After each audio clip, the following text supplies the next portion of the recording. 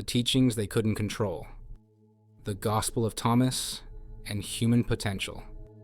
In 1945, in the Egyptian desert near the town of Nag Hammadi, a farmer named Muhammad Ali al-Saman struck his mattock into the ground and changed the course of religious history.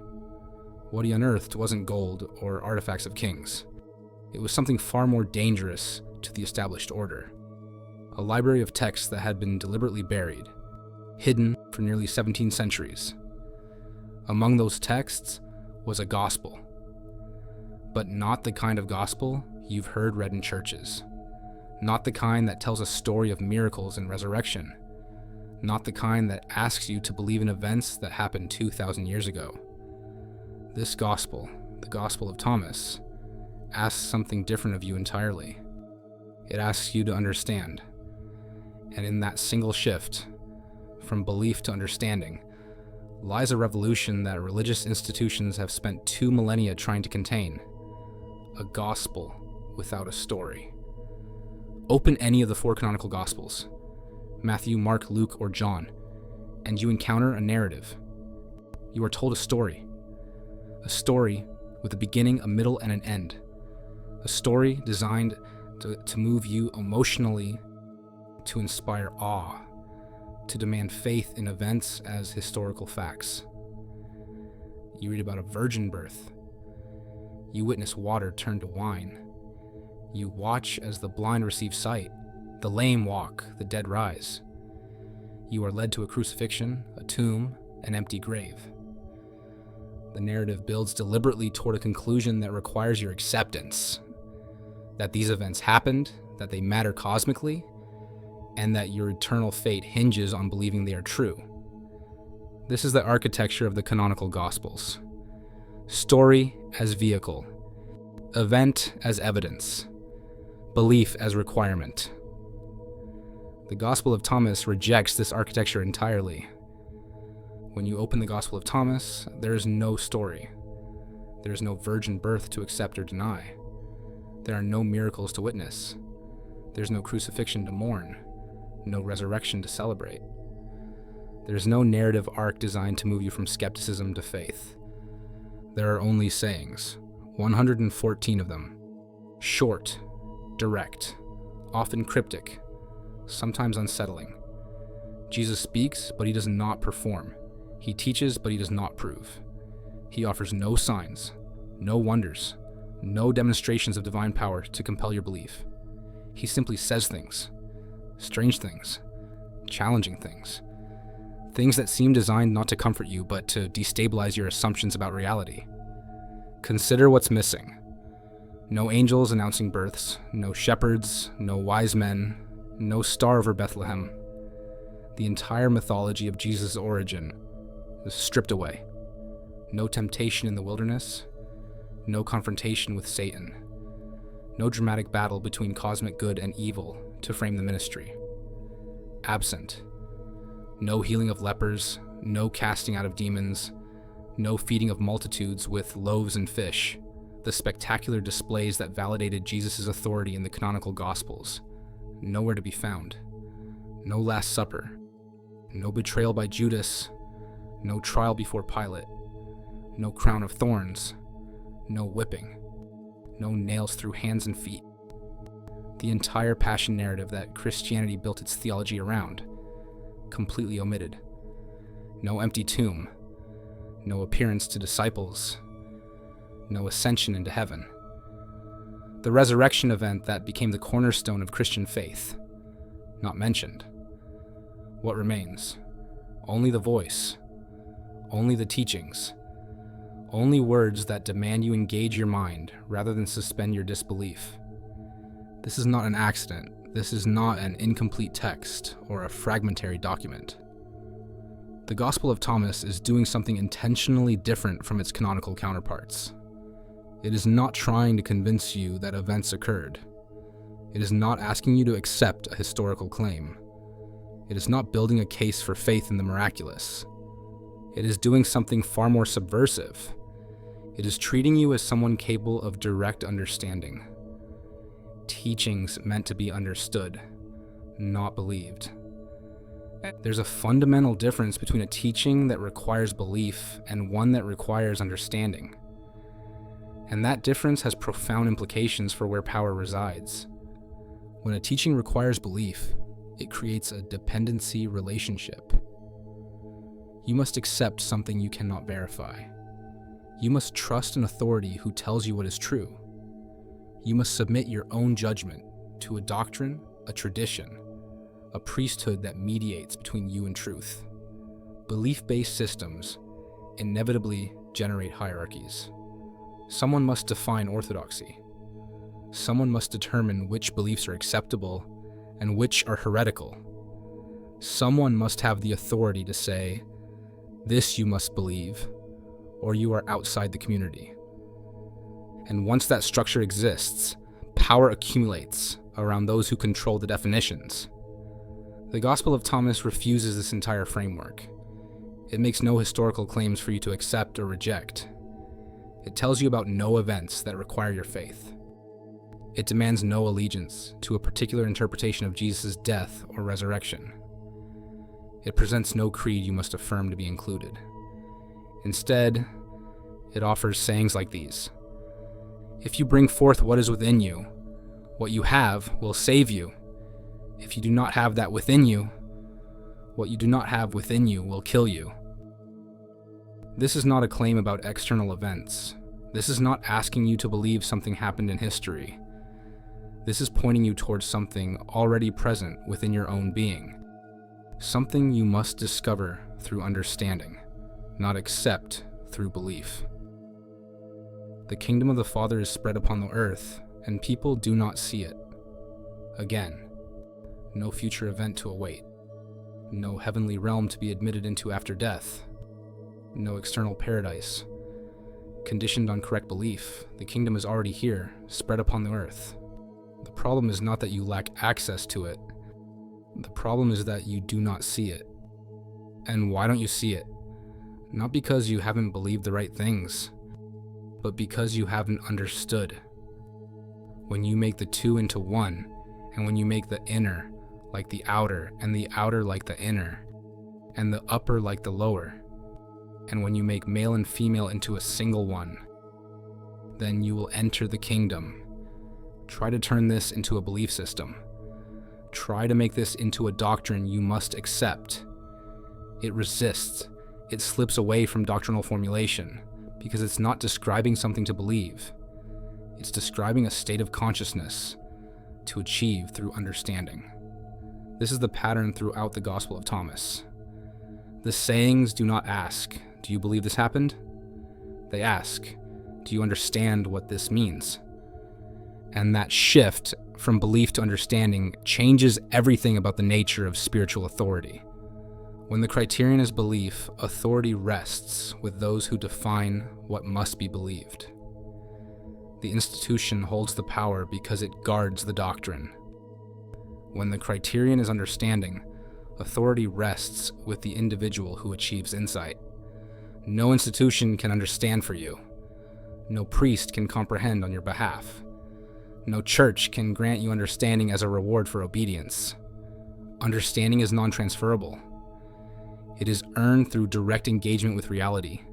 It cannot be bestowed, only discovered. And a system built on understanding cannot be controlled from the outside. A radical starting point. The Gospel of Thomas opens with a statement so audacious, so fundamentally different from canonical Christianity, that it reveals immediately why this text would be threatening to institutional religion. These are the hidden sayings that the living Jesus spoke and Didymus Judas Thomas recorded. And he said, "Whoever discovers the interpretation of these sayings will not taste death." Read that again, slowly.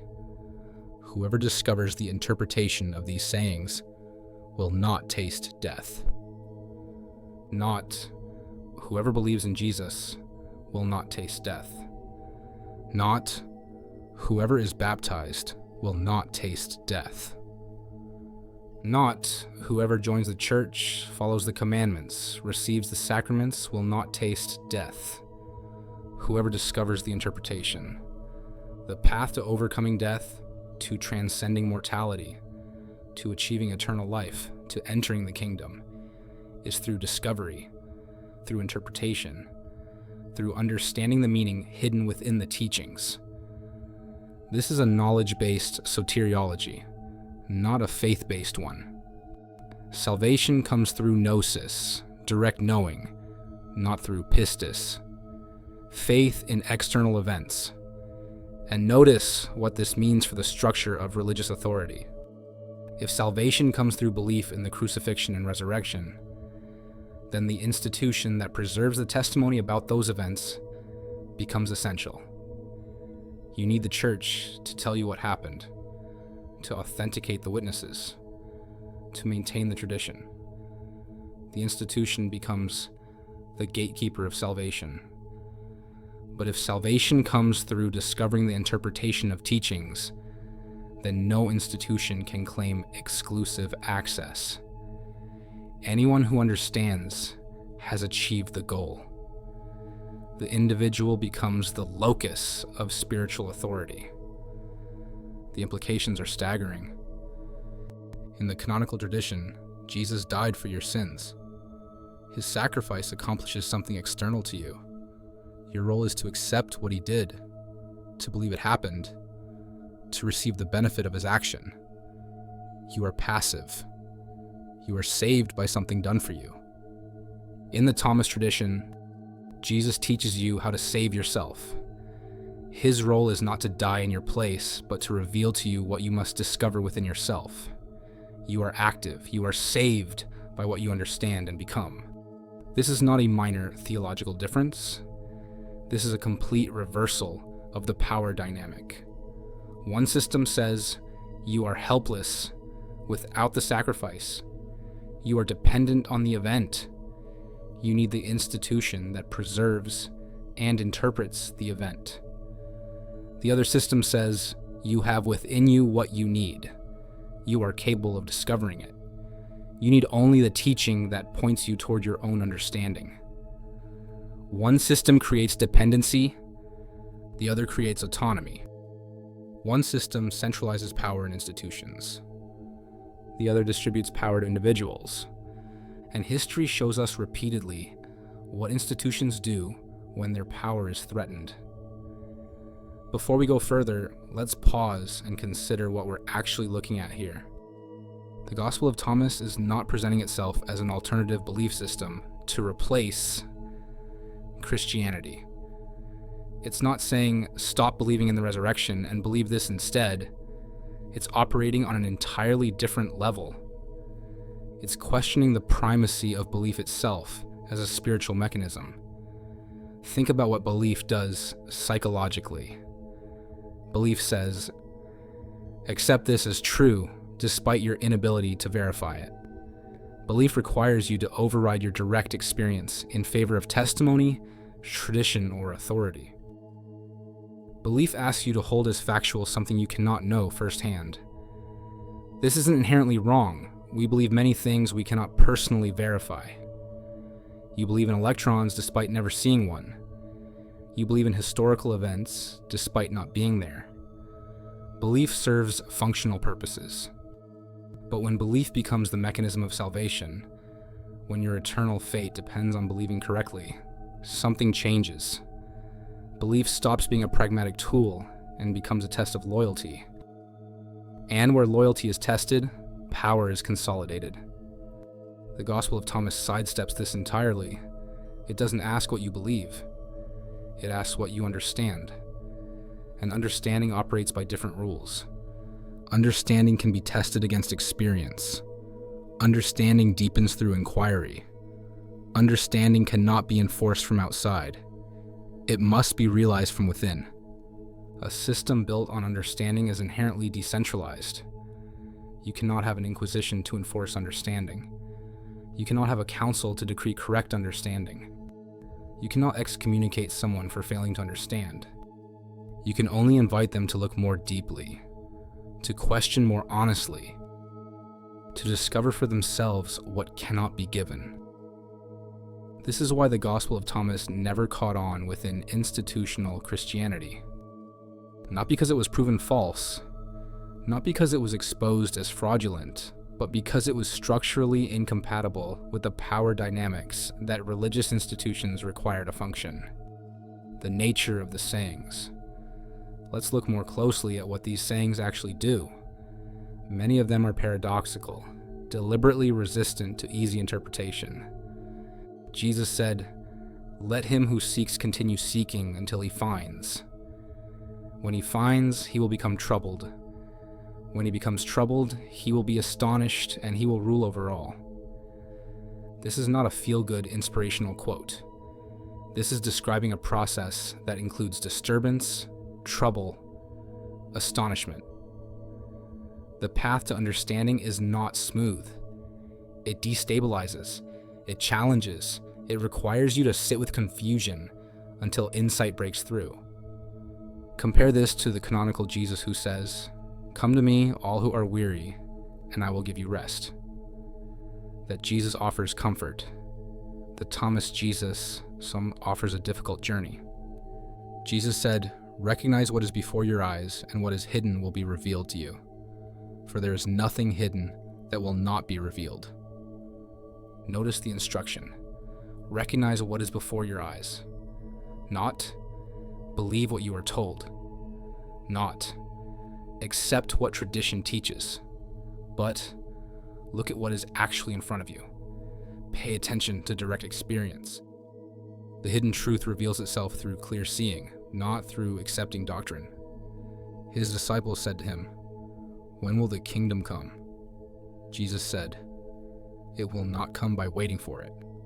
It will not be a matter of saying, 'Here it is,' or 'There it is.' Rather, the kingdom of the Father is spread out upon the earth, and people do not see it." This is a direct confrontation with apocalyptic Christianity, with the entire tradition that says the kingdom is coming in the future, that we must wait for it, that it will arrive with cosmic events and divine intervention. No, says the Thomas Jesus. The kingdom is already here. It is spread out upon the earth. It is present in this moment. Your problem is not that you lack access to it. Your problem is that you do not perceive it. This shifts the spiritual task entirely. Instead of waiting for God to act, you must develop the capacity to see what already is. Instead of preparing for a future event, you must awaken to present reality. And awakening cannot be given to you by an institution. It can only be achieved through your own expanded awareness. The pattern emerges. As you read through the Gospel of Thomas, a pattern becomes clear. These sayings are designed to provoke insight, not to establish doctrine. They are meant to break your habitual ways of thinking, not to replace them with new beliefs. They treat you as capable of direct realization, not as dependent on external salvation. They point inward, not outward. They emphasize transformation of consciousness, not adherence to creed. They assume your potential for understanding, not your need for rescue. This is a pedagogy of awakening, not a theology of redemption. And pedagogy of awakening does not require, in fact, cannot survive within hierarchical control structures. If the goal is for each person to awaken to their own direct understanding, then you cannot have a priestly class that awakens on behalf of the masses. You cannot have an institution that mediates between the unawakened and the awakened. You cannot have a system where understanding is doled out in controlled portions to maintain dependency. The logic of the Gospel of Thomas moves in exactly the opposite direction, toward individual empowerment, toward direct access, toward personal responsibility for one's own spiritual development. And that logic is fundamentally incompatible with institutional religion as it developed in the centuries after Jesus. Why this matters now?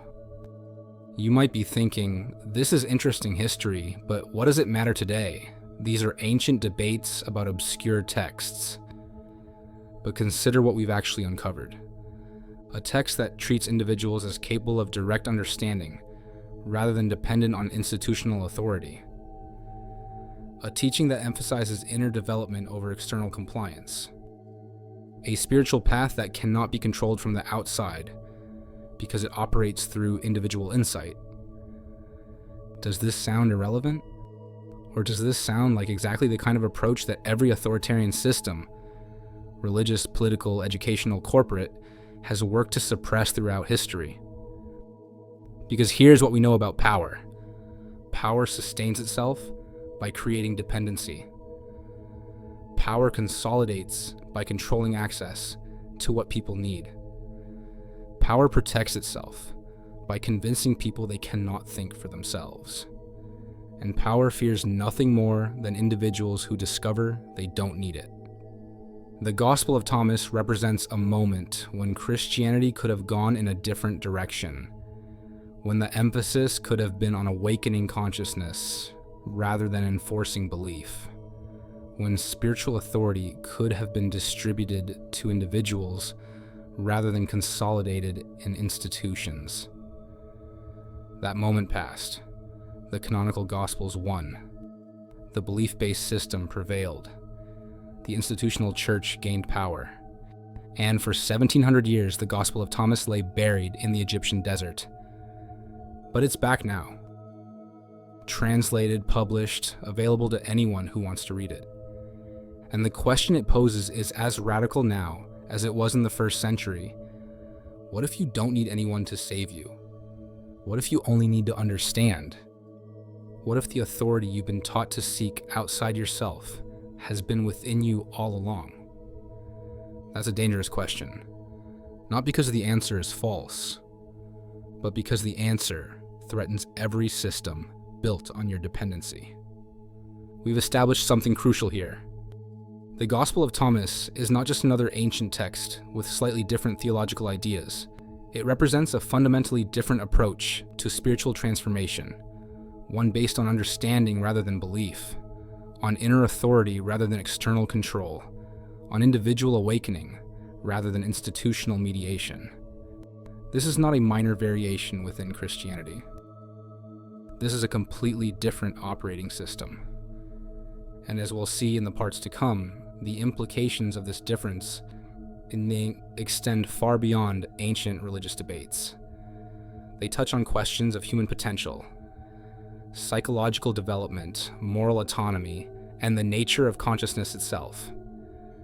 Because once you understand that a teaching can point you towards your own inner authority, rather than demanding submission to external authority, you start to see that pattern everywhere.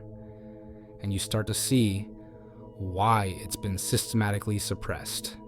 The Gospel of Thomas asks you to discover the interpretation of these sayings. We've just begun that discovery.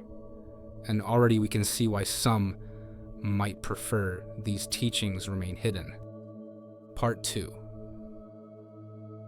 Power moved inward. In Part 1, we established that the Gospel of Thomas operates on fundamentally different principles than the canonical Gospels, where Matthew, Mark, Luke, and John demand belief in historical events. Thomas demands understanding of present reality. Where the canonical tradition builds a case for faith, Thomas builds a case for direct insight. But we've only scratched the surface of why this difference matters. Because the Gospel of Thomas doesn't just offer a different path to the same destination, it redefines the destination entirely. And in doing so, it relocates the very seat of spiritual authority, moving it from external institutions and into the human being itself. This is not a minor theological adjustment. This is a revolution in where power resides. And as we'll see, once you understand how Thomas accomplishes this relocation of authority, you begin to understand why religious institutions found this text so threatening that it had to be buried, banned, and forgotten for 17 centuries. The question isn't whether the Gospel of Thomas is true or false. The question is, what happens to institutional power when individuals discover authority within themselves? Let's start with the most politically charged concept in all of Jesus' teaching: the kingdom of God. In the canonical Gospels, the kingdom of God is primarily a future event. It is something coming, something to be established, something that will arrive when history reaches its appointed climax, and God intervenes to set things right. Jesus announces in Mark, "The time is fulfilled, and the kingdom of God has come near. Repent and believe in the good news." Near, but not yet. Here. Coming, but not yet arrived. The Lord's Prayer reinforces this future orientation. Your kingdom come, your will be done, on earth as it is in heaven. It's a petition for something not yet present, a plea for future divine action.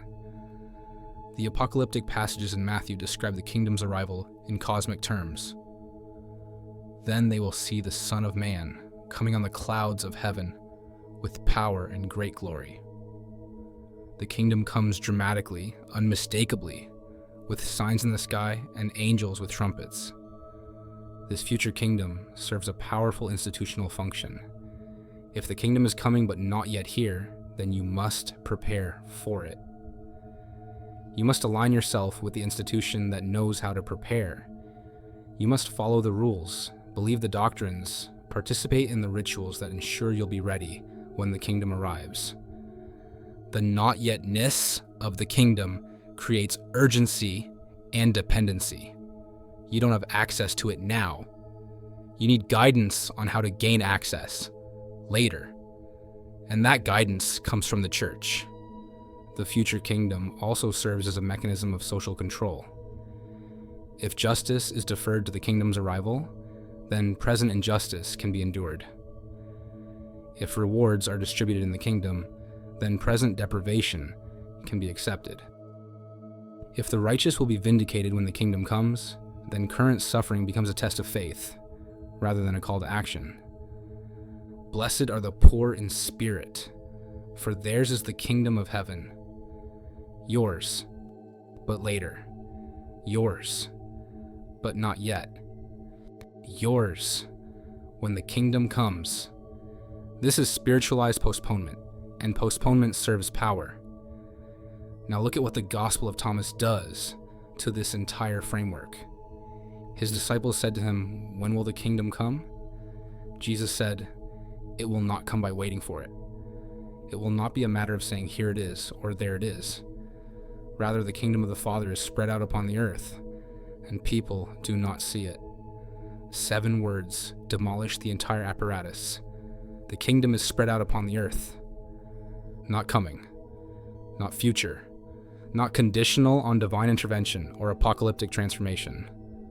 Already here, already present, already accessible.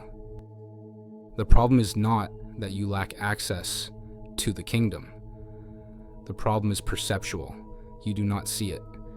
And if the kingdom is already here, already accessible, already spread out upon the earth, then what do you need the institution for? What are you waiting for? What external event must occur before you can enter? Nothing. The kingdom is available now, to you, directly. But Thomas goes further. The kingdom is not just present in the external world, it is present within you. The kingdom is inside you and outside you. Inside you. Not in heaven, not in a future age, not in a distant realm you must die to access, not guarded by angels or mediated by priests. Inside you, right now, in this moment. This is the most radical statement in all of early Christian literature. Because if the kingdom, the realm of divine presence, the space of ultimate reality, the domain of God, is inside you, then you carry within yourself everything you need for spiritual realization. You don't need a temple. The temple is within you. You don't need a priest to mediate. You have direct access. You don't need an institution to grant you permission. The kingdom is already your inheritance. You don't need to wait for God to act. God is already present within your own being. This is not metaphor. This is not poetic language. This is a direct assertion about the nature of reality and your relationship to it. The divine is not separate from you, requiring external mediation. The divine is intrinsic to you, requiring only recognition. And recognition cannot be controlled by institutions. Recognition can only be achieved by individuals. Think about what this does to religious authority. If the kingdom is external, future, and mediated, then the institution controls access. The institution defines the requirements. The institution administers the sacraments. The institution determines who is in and who is out.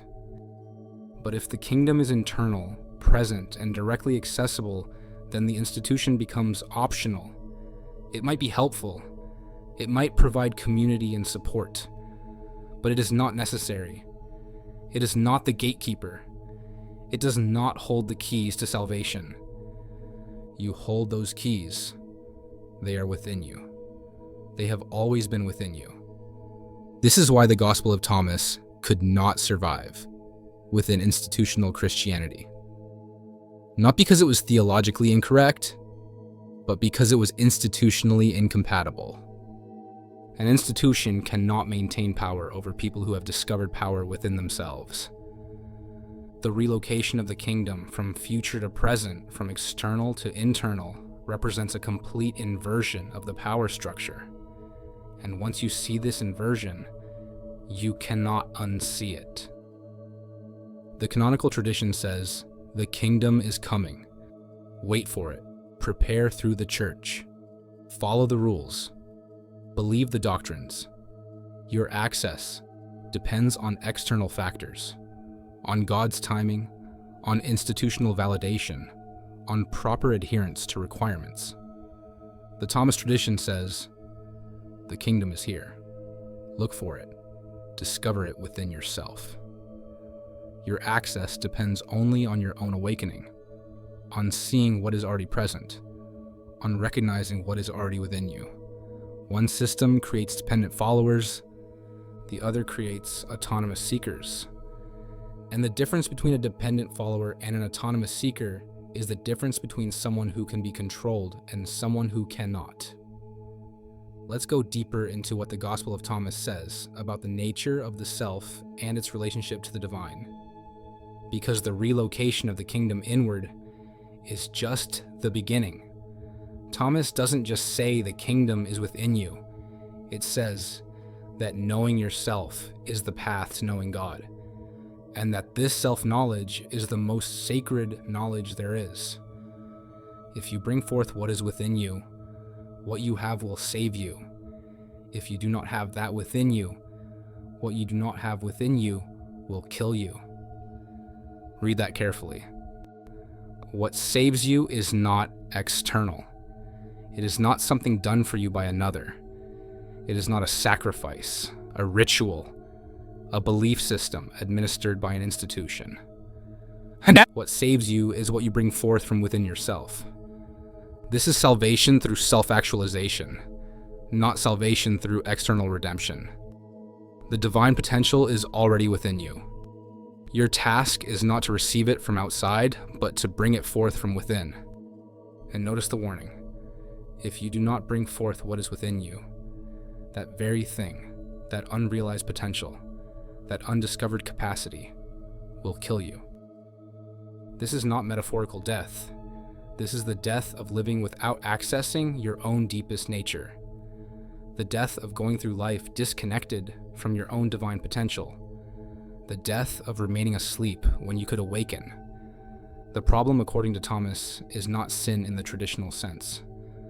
The problem is ignorance. Not ignorance of external facts, but ignorance of your own nature. Jesus said, "Whoever knows the all but fails to know himself lacks everything." You can know everything about the external world, every fact, every doctrine, every teaching, and still lack the essential knowledge, because the essential knowledge is self-knowledge. And here's where Thomas becomes almost shockingly direct. Jesus said, "When you know yourselves, then you will be known, and you will understand that you are children of the living Father. But if you do not know yourselves, then you dwell in poverty, and you are the poverty." Knowing yourself equals being known by God. Understanding your own nature equals understanding your relationship to the divine. You are children of the living Father. But you must know this. You must recognize this. You must awaken to this reality. And if you don't, you dwell in poverty. Not economic poverty, not material lack, but existential poverty. The poverty of being disconnected from your own divine nature. The poverty of living in ignorance of who and what you truly are. And the devastating final phrase, you are the poverty. Not you have poverty. You are it. The state of not knowing yourself is itself the fundamental lack. There is nothing external you need to acquire. There is only internal recognition you need to achieve. This is a complete reversal of the canonical Christian message. In canonical Christianity, you are fundamentally flawed. You are sinful. You are separated from God by your moral failings. You need external rescue, a savior who dies for your sins, who bridges the gap between you and God, who makes right what you made wrong. In Thomas, you are not fundamentally flawed. You are fundamentally divine. You are children of the living Father. The problem is not that you are sinful. The problem is that you don't know who you are. Ignorance, not sin, is the central problem. And knowledge, not redemption, is the solution. This is gnosis, direct knowing of your own divine nature. And gnosis cannot be given to you by an institution. It can only be awakened within you. The institutional church teaches, you are broken. You need fixing. We have the fix. Submit to our authority, and we will mediate God's grace to you. The Gospel of Thomas teaches, you are not broken, you are asleep. Wake up. Discover what is already within you. No intermediary needed. These are not compatible messages. One creates dependency on external authority. The other creates autonomy through internal authority. And once people discover internal authority, external authority loses its grip. This brings us to perhaps the most institutionally threatening aspect of the Gospel of Thomas, the elimination of the intermediary. In canonical Christianity, there is a clear hierarchical structure. God is at the top. Jesus is the mediator between God and humanity. The church is the body of Christ on earth. The clergy are the shepherds of the flock. The sacraments are the channels of grace. And the individual believer is at the bottom, dependent on all the layers above for access to the divine. This is not accidental. This is how institutions maintain control. By positioning themselves as necessary intermediaries between people and what people need. You need salvation? It comes through Jesus. You need Jesus? You access him through the church. You need the church? You need the clergy to administer the sacraments. You need the sacraments? You need to submit to the institution's authority. Each layer creates dependency on the layer above, and at each layer, power accumulates. The Gospel of Thomas collapses this entire structure. There is no mediating role for the church. There is no priestly function. There is no sacramental system. There are no exclusive access points that must be controlled by religious professionals. There is only you and the teaching that points you toward what is already within you. The teaching that requires your understanding, your insight, your direct realization. Jesus said, I am the light that is over all things. I am all. From me all came forth, and to me all attained. Split a piece of wood. I am there. Lift up the stone and you will find me there. Notice what Jesus is saying here. He is not establishing himself as a unique mediator. He is identifying himself with the fundamental reality that underlies all things. He is all. All came from him. All attains to him. And where do you find him? Not in a temple, not in a church, not in a ritual. In a piece of wood, under a stone. In the ordinary matter of everyday reality. The divine is not confined to sacred spaces controlled by religious institutions. The divine permeates everything. and therefore access to the divine does not require permission from gatekeepers. Split wood, lift a stone, the divine is there. This is radical immanence, the presence of the divine in all things. And radical immanence makes temples optional, priests unnecessary, and institutions redundant. If God is everywhere, then no place has exclusive access. If God is in all things, then no thing can be declared the sole channel of grace. If the divine is directly present in ordinary reality, then you don't need experts to mediate your encounter with it. You can encounter it directly. Right now, in this moment, no intermediary required. And here's what institutions have always known. People who can access the divine directly are harder to control than people who believe they need institutional mediation. The Gospel of Thomas doesn't just decentralize spiritual authority theoretically. It provides practical instructions for direct access. Jesus said, "If you fast, you will bring sin upon yourself, and if you pray, you will be condemned, and if you give to charity, you will harm your spirits." When you go into any region and walk about in the countryside, when people take you in, eat what they serve you and heal the sick among them. For what goes into your mouth will not defile you. Rather, it's what comes out of your mouth that will defile you.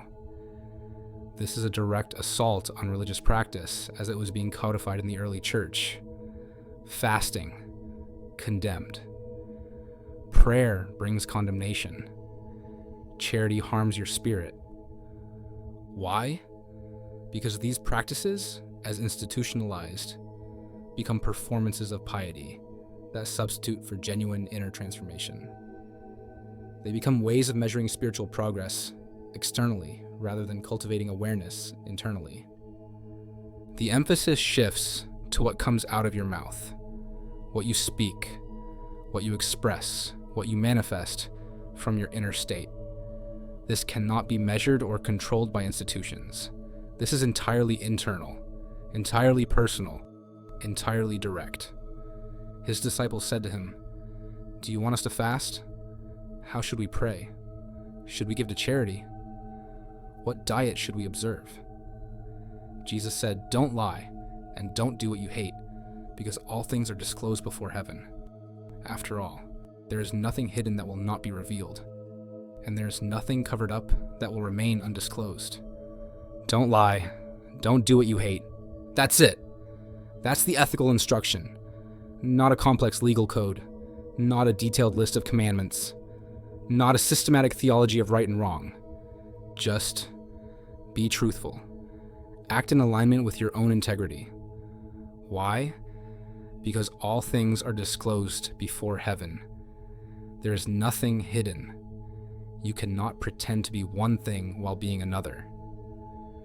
Reality sees through the performance. This is morality grounded in awareness and authenticity, not morality grounded in obedience to external rules. And morality grounded in awareness cannot be externally enforced. It requires internal honesty. No priestly class can make you honest with yourself. No institution can force you to stop doing what you hate. These are internal developments that each person must achieve individually. And once morality becomes internal rather than external, once ethics becomes a matter of personal awareness rather than institutional compliance, the institution loses its primary leverage over behavior. You don't obey because you fear punishment or seek reward from an external authority. You act with integrity because you have become aware. You tell the truth because lying creates inner dissonance. You avoid what you hate because you've developed the capacity to recognize your own authentic preferences. This is psychological and moral autonomy. And autonomy is the opposite of what institutions require for control. Think about what we've traced here. The Gospel of Thomas relocates the kingdom from future to present, from external to internal. It redefines the spiritual task from believing external claims to knowing your own nature. It eliminates the need for intermediaries by asserting the direct accessibility of the divine. And it grounds morality in internal awareness rather than external obedience. At every level, Thomas moves power inward. At every level, it transfers authority from institutions to individuals. At every level, it assumes your capacity for direct realization rather than your need for mediated salvation. This is not just a different theological position. This is a different theory of human potential.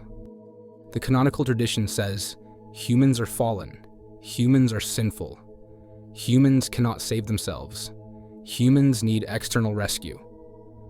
The Thomas tradition says, humans are divine, humans are capable of awakening, humans can discover truth within themselves, humans need only recognition of what they already are. One theory of human potential justifies hierarchical control structures. You need authorities above you because you cannot govern yourself.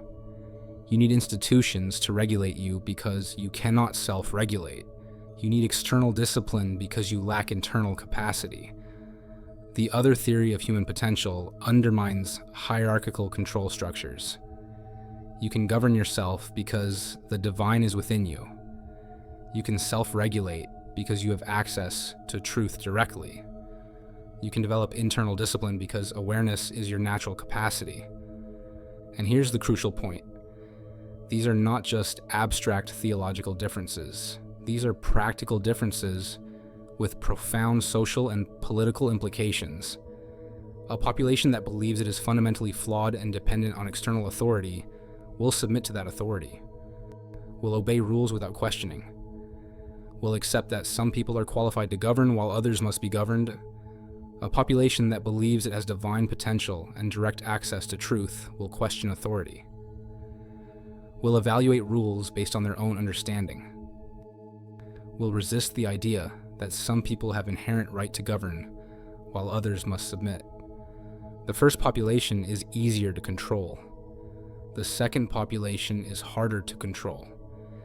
And institutions, whether religious, political, educational, or economic, have always known this, which is why they consistently prefer belief systems that emphasize human inadequacy over belief systems that emphasize human potential.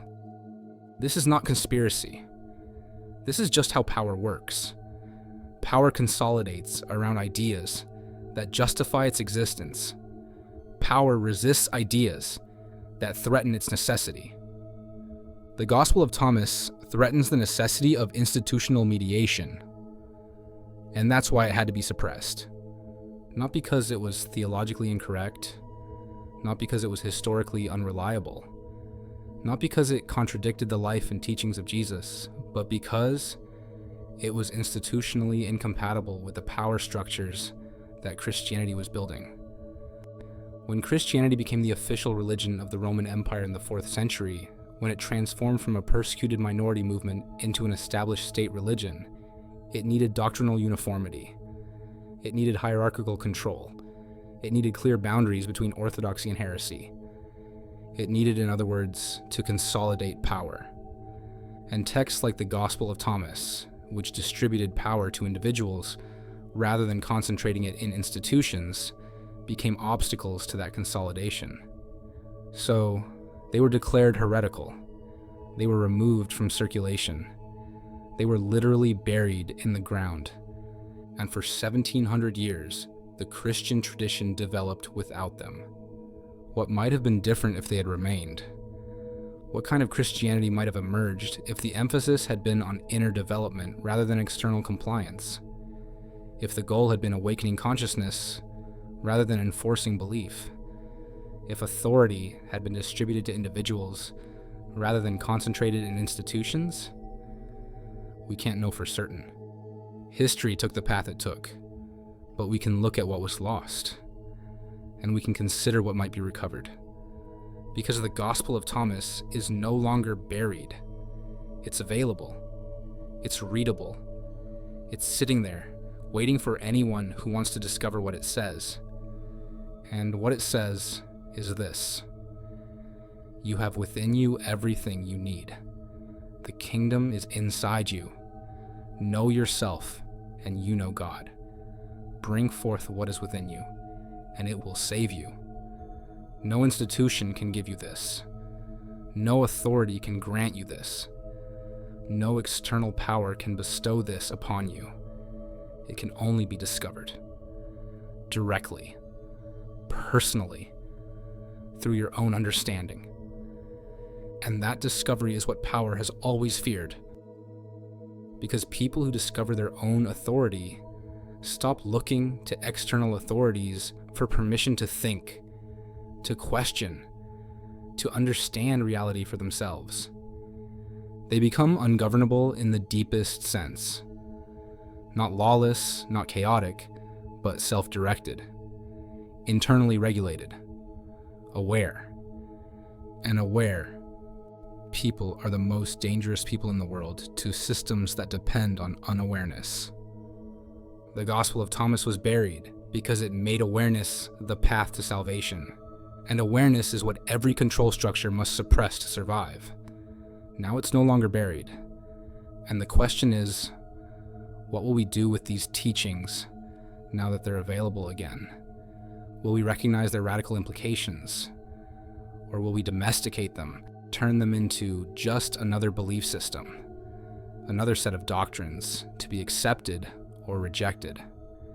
The answer depends on whether we're willing to do what the Gospel of Thomas actually asks, to discover the interpretation for ourselves, not to believe what we're told about it, but to understand what it reveals about the nature of power, authority, and human potential.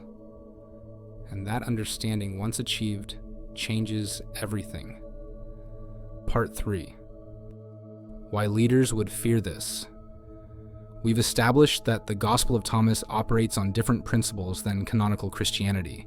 We've seen how it relocates spiritual authority from institutions to individuals, from external to internal, from mediated to direct. We've explored how it reframes the kingdom, redefines salvation, and eliminates the need for intermediaries. But now we need to ask a harder question. Why would religious leaders actually fear this? Why would a text that simply emphasizes understanding over belief be threatening enough to bury, to ban, to exclude from the canon? The answer is not what you might expect. This isn't a conspiracy theory about evil church fathers deliberately suppressing truth. This isn't about malicious leaders intentionally keeping people in darkness. The reality is more subtle, more systemic, and more interesting than that. The Gospel of Thomas is threatening not because it's false, but because it's structurally incompatible with how institutions survive. And once you understand the mechanics of institutional survival, you understand why Thomas had to go. This isn't about good versus evil. This is about order versus autonomy. And that's a conflict as old as human civilization itself. Let's start with a fundamental truth about institutions. They survive through structure. Any organization, religious, political, educational, corporate, maintains its existence by creating stable, predictable patterns of behavior among its members. Without structure, institutions dissolve into chaos. Without predictability, they cannot function. Without clear boundaries and rules, they lose coherence. This is not inherently bad. Structure serves important purposes. It allows large groups to coordinate. It creates consistency across time and space. It enables the transmission of knowledge, the preservation of practices, the organization of collective effort toward common goals. The early Christian church faced enormous structural challenges. It was a minority movement in a hostile empire. It was geographically dispersed across vast distances with slow communication. It was doctrinally diverse, with different communities teaching different things about Jesus.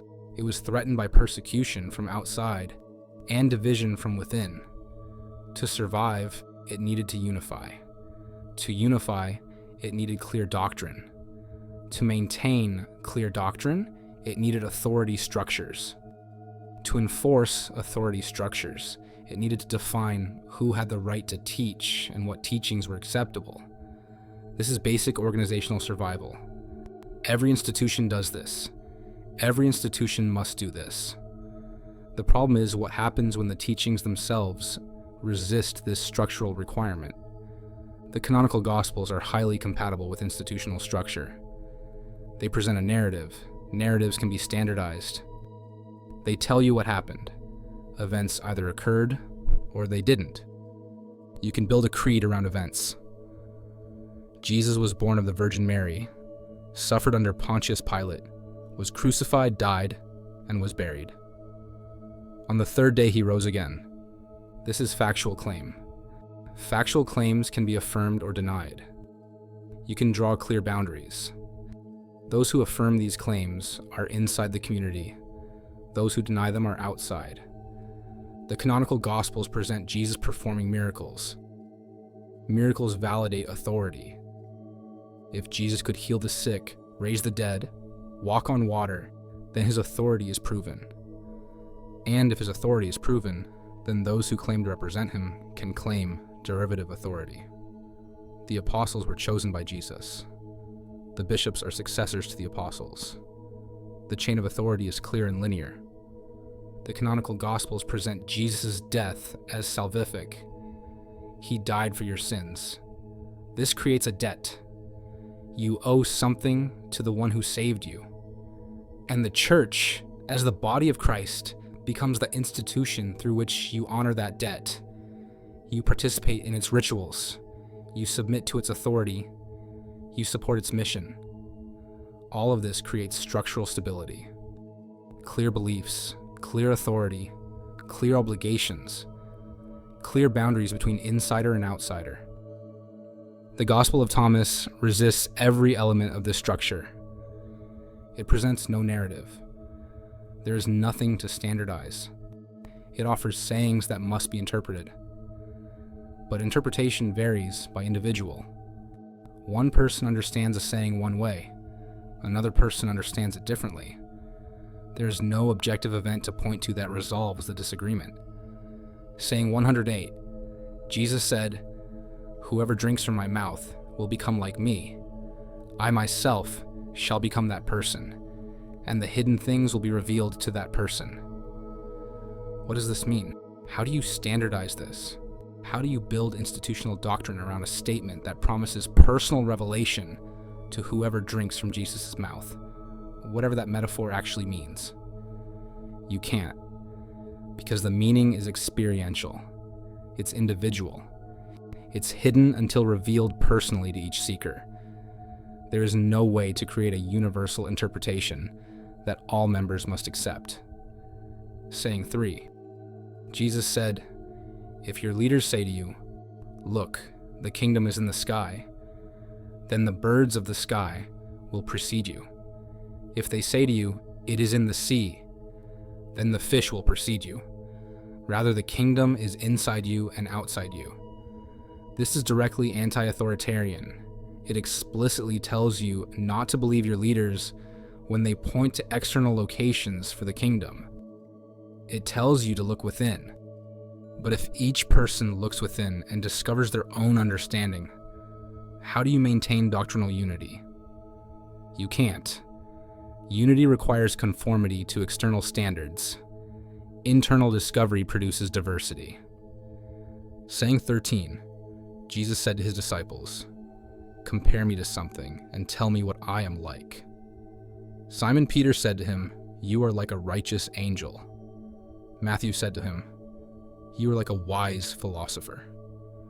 Thomas said to him, "Master, my mouth is utterly unable to say what you are like."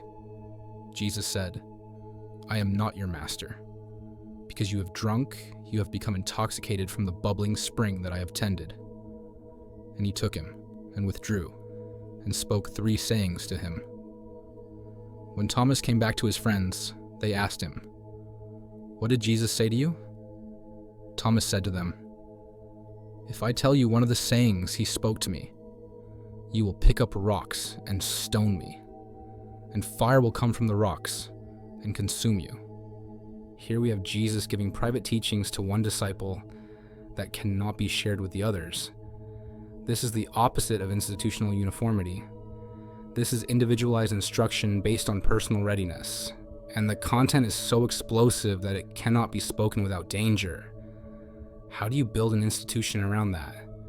How do you create standardized doctrine when the most important teachings are private, individual, and incommunicable? You can't. The Gospel of Thomas is structurally anarchic. It resists institutionalization at every level. And this is why it could not survive within institutional Christianity. Not because church leaders were villains, but because institutions cannot maintain themselves when their core teachings undermine institutional structure. Think about what an institution requires to function. It requires shared beliefs that can be articulated and enforced. It requires clear authority structures where some people have the right to teach and others have the obligation to learn. It requires boundaries between acceptable and unacceptable ideas. It requires consequences for those who violate the boundaries. The Gospel of Thomas makes all of this impossible. It cannot be turned into standardized belief because its sayings resist standardization.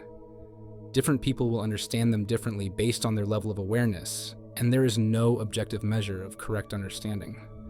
It cannot support clear authority structures because it tells you not to trust external authorities about the location of the kingdom.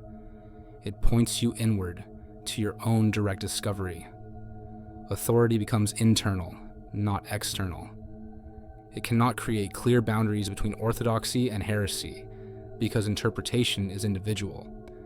What appears as insight to one person appears as confusion to another, and the text itself provides no mechanism for determining which is which. It cannot enforce consequences for wrong interpretation because there is no standard of correct interpretation to violate.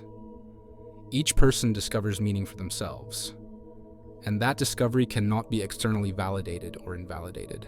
This is institutional impossibility. An institution cannot survive when its foundational text undermines the mechanisms of institutional survival. So what happens? The institution does what institutions always do when faced with incompatible elements. It eliminates them, not maliciously, not conspiratorially, but systematically, because survival requires it. The councils that determined the Christian canon in the 4th century were not engaged in a sinister plot. They were trying to create stability, unity, coherence. They were trying to define what Christianity was, what it believed, what it taught. They were trying to draw boundaries between Christian and non-Christian, so that the institution could survive and grow. And texts like the Gospel of Thomas, which resisted those boundaries, which encouraged individual interpretation, which pointed away from institutional authority, those texts were incompatible with the project. So they were excluded, declared apocryphal, labeled as Gnostic heresy, removed from circulation, and eventually literally buried in the ground. This wasn't about truth versus falsehood. This was about order versus variability. And institutions always choose order because variability is existential threat. Now let's look at what the Gospel of Thomas actually produces: internal variability, and why internal variability is so threatening to institutional stability. When doctrine is external, when you are told what to believe, uniformity is possible. Everyone believes the same creed. Everyone affirms the same historical events. Everyone accepts the same interpretation of Scripture as defined by the Church. This creates what sociologists call mechanical solidarity. The group holds together because everyone is essentially identical in their beliefs. The parts are interchangeable. If one member leaves, another can take their place without affecting the whole. The institution is stable because it's uniform. But when understanding is internal, when each person discovers meaning for themselves, uniformity becomes impossible. Because people are different. They have different capacities for insight. They have different life experiences that shape how they interpret teachings. They have different levels of psychological development that affect what they can comprehend. The Gospel of Thomas explicitly acknowledges this variability. Whoever discovers the interpretation of these sayings will not taste death. The interpretation must be discovered, not learned, not accepted, not received from authority. Discovered through personal effort, through individual insight, through direct engagement with the teaching until its meaning reveals itself to you specifically. And your discovery will not be identical to someone else's discovery, because you are not identical to someone else. Saying 2, Jesus said, "Let him who seeks continue seeking until he finds. When he finds, he will become troubled. When he becomes troubled, he will be astonished, and he will rule over all." Notice the sequence: seeking, finding, being troubled, being astonished, ruling over all. This is a developmental process. Each person moves through it at their own pace.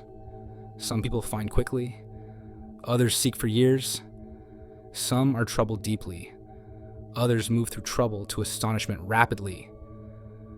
There is no standardization of this process. There is no institutional program that can guarantee results. There is no timeline that applies to everyone. There is only individual development according to individual capacity. This produces enormous variability within any community trying to follow these teachings. Some people will have profound insights, others will still be seeking. Some will have moved through trouble to astonishment. Others will be stuck in confusion. Some will understand sayings that others find opaque. Others will grasp meanings that escape even advanced practitioners. How do you maintain institutional unity across this degree of internal variability? You don't. You can't. The variability makes uniformity impossible. And without uniformity, institutional control weakens, because the institution cannot claim to have the authoritative interpretation. The institution cannot position itself as the necessary mediator of understanding. The institution cannot enforce a single correct view. The authority becomes distributed among individuals at different stages of understanding. And distributed authority is diffuse authority. It cannot be controlled from a central point. Think about how the canonical church solved this problem. It created hierarchies of understanding. The clergy had more understanding than the laity.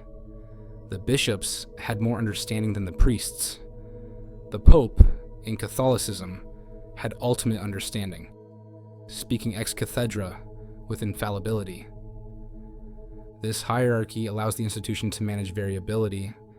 Yes, people understand differently, but the institution determines whose understanding is authoritative, and everyone else submits to that authority. The Gospel of Thomas makes this impossible, because it contains no mechanism for determining whose understanding is authoritative. It simply says, whoever discovers the interpretation will not taste death. Not whoever is ordained. Not whoever is appointed by the church. Not whoever has ecclesiastical authority. Just whoever discovers. And discovery is individual. It cannot be transferred. It cannot be bestowed. It cannot be controlled by institution. This is why Thomas creates internal variability that institutions cannot manage. The variability is inherent to the teaching, and the teaching provides no institutional mechanism for resolving the variability. So institutions face a choice: accept the variability and lose control, or eliminate the teaching and maintain control. History shows which choice was made, but the deeper question is, why is internal variability so threatening? Why can't institutions simply accommodate different levels of understanding among their members? The answer lies in the difference between obedience and understanding. And this difference is crucial for grasping why the Gospel of Thomas had to be suppressed. Obedience is externally measurable. You can observe whether someone follows the rules. You can verify whether they participate in the rituals. You can check whether they affirm the required beliefs. You can enforce compliance through rewards and punishments. Obedience creates behavioral predictability. If you know the rules and you know the consequences, you can predict how people will act. And predictability allows control. Institutions depend on obedience because obedience can be managed. You create clear expectations. You monitor compliance. You reward conformity. You punish deviation. The system is straightforward. The institution maintains stability through behavioral regulation. This is true for all institutions, not just religious ones. Corporations require employees to obey policies. Schools require students to obey rules. Governments require citizens to obey laws. Obedience is the fundamental mechanism of institutional control. And obedience works precisely because it doesn't require understanding. You can obey a rule without understanding why it exists. You can follow a procedure without grasping its purpose. You can comply with a regulation without comprehending its logic. In fact, obedience often works better when people don't understand, because understanding leads to questions. Questions lead to evaluation. Evaluation leads to judgment about whether the rule is actually good or necessary or just. And once people start making those judgments, obedience becomes conditional. I'll obey this rule because I understand why it's important. But I won't obey that rule because I've evaluated it and found it unjustified. Conditional obedience is weak obedience. From an institutional perspective, the ideal is unconditional obedience. You obey because you are supposed to obey, not because you've independently verified that obedience is warranted. Now look at what the Gospel of Thomas demands. Understanding, not obedience. Understanding. Understanding cannot be externally measured. You cannot observe whether someone truly understands. You can test whether they can repeat correct answers, but you cannot verify that they have genuine insight. Understanding is internal. It's invisible. It's subjective. Understanding creates interpretive diversity. Different people understand differently, and there is no simple way to determine whose understanding is correct, especially when the teachings themselves are paradoxical and cryptic. Understanding resists institutional control. You cannot force someone to understand. You cannot reward understanding or punish lack of understandings in the same way you can reward obedience and punish disobedience. Understanding emerges from within. It cannot be externally imposed. Understanding makes obedience conditional. Once you understand, you evaluate. You judge. You decide for yourself what makes sense and what doesn't. You become autonomous in your thinking, and autonomous thinking undermines institutional authority. This is the fundamental threat the Gospel of Thomas poses to institutional religion. It replaces obedience with understanding as the primary spiritual mechanism. Canonical Christianity says, believe these events occurred. Obey these commandments, participate in these rituals. Your salvation depends on your obedience to what the Church teaches. The Gospel of Thomas says, understand these sayings, discover their meaning, awaken to the truth within yourself. Your salvation depends on your insight, not your compliance. One system creates obedient followers. The other creates autonomous thinkers, and institutions built on obedience cannot survive populations of autonomous thinkers. Let's be specific about why, when people think for themselves, they question authority. They ask, why should I believe this? What's the evidence? What's the logic? Does this make sense based on my own experience and reasoning? These are dangerous questions for institutions whose authority rests on tradition, revelation, or hierarchical position, rather than rational justification. When people think for themselves, they evaluate rules. They ask, is this rule necessary? Is it just? Does it serve a good purpose? Or is it arbitrary or self-serving for those in power? These evaluations threaten institutional stability when the rules exist primarily to maintain institutional control rather than to serve genuine human needs. When people think for themselves, they recognize manipulation. They notice when fear is being used to control them.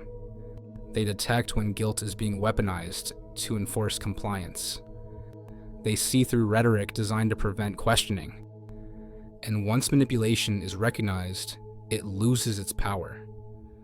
People stop responding to fear-based control. They stop submitting to guilt inducement. They stop accepting rhetoric as truth.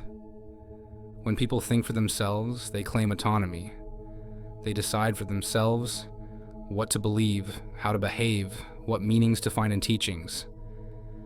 They stop looking to external authorities for permission to think. And autonomous people are ungovernable in the sense that matters most to institutions. They cannot be reliably controlled through the traditional mechanisms of authority. This is why a population that thinks is harder to govern than a population that obeys.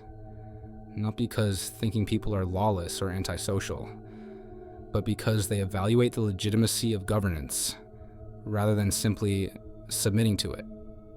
The Gospel of Thomas creates thinking people. It demands interpretation. It requires discovery. It points people toward their own inner authority.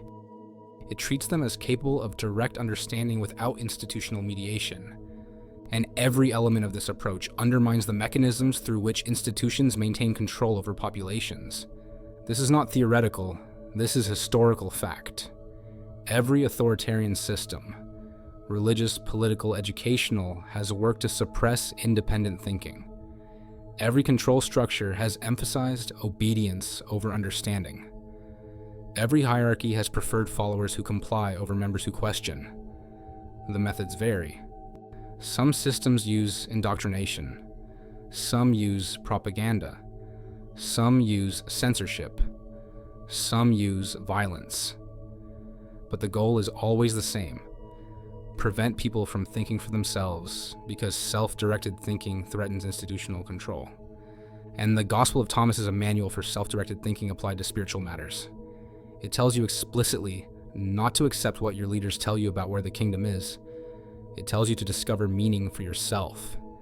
It tells you that knowing yourself is more important than knowing all the external doctrines in the world. This is institutionally intolerable. Not because it's false, but because it's effective at creating autonomous individuals. And institutions cannot maintain control over autonomous individuals using the standard mechanisms of institutional control. So the teaching must be eliminated. The text must be buried. The ideas must be labeled heretical. Because the alternative is institutional dissolution. Now we need to examine the specific mechanisms through which institutional control operates, and how the Gospel of Thomas undermines each one. Because once you see the mechanics clearly, you understand exactly why this text had to be suppressed. The first mechanism is fear-based compliance.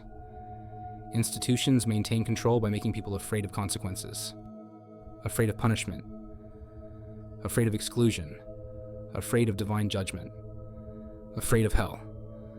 Fear is an extraordinarily effective control mechanism. When people are afraid, they comply. When they're afraid of eternal damnation, they follow the rules. When they're afraid of excommunication, they submit to authority. When they're afraid of being cast out, they conform. Canonical Christianity made extensive use of fear. You are a sinner. You deserve hell. You are saved only by God's grace, mediated through the church.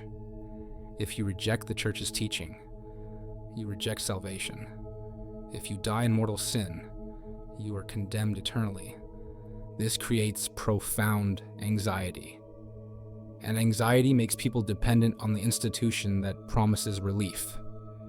You need the church to save you from the hell you fear. You need the sacraments to maintain your salvation. You need the priest to absolve your sins. Fear creates dependency, and dependency creates control. Now look at the Gospel of Thomas. There is no hell. There is no divine judgment. There is no threat of eternal punishment. There's no cosmic condemnation awaiting those who fail to believe correctly. Saying 70, Jesus said, "If you bring forth what is within you, what you have will save you. If you do not have that within you, what you do not have within you will kill you."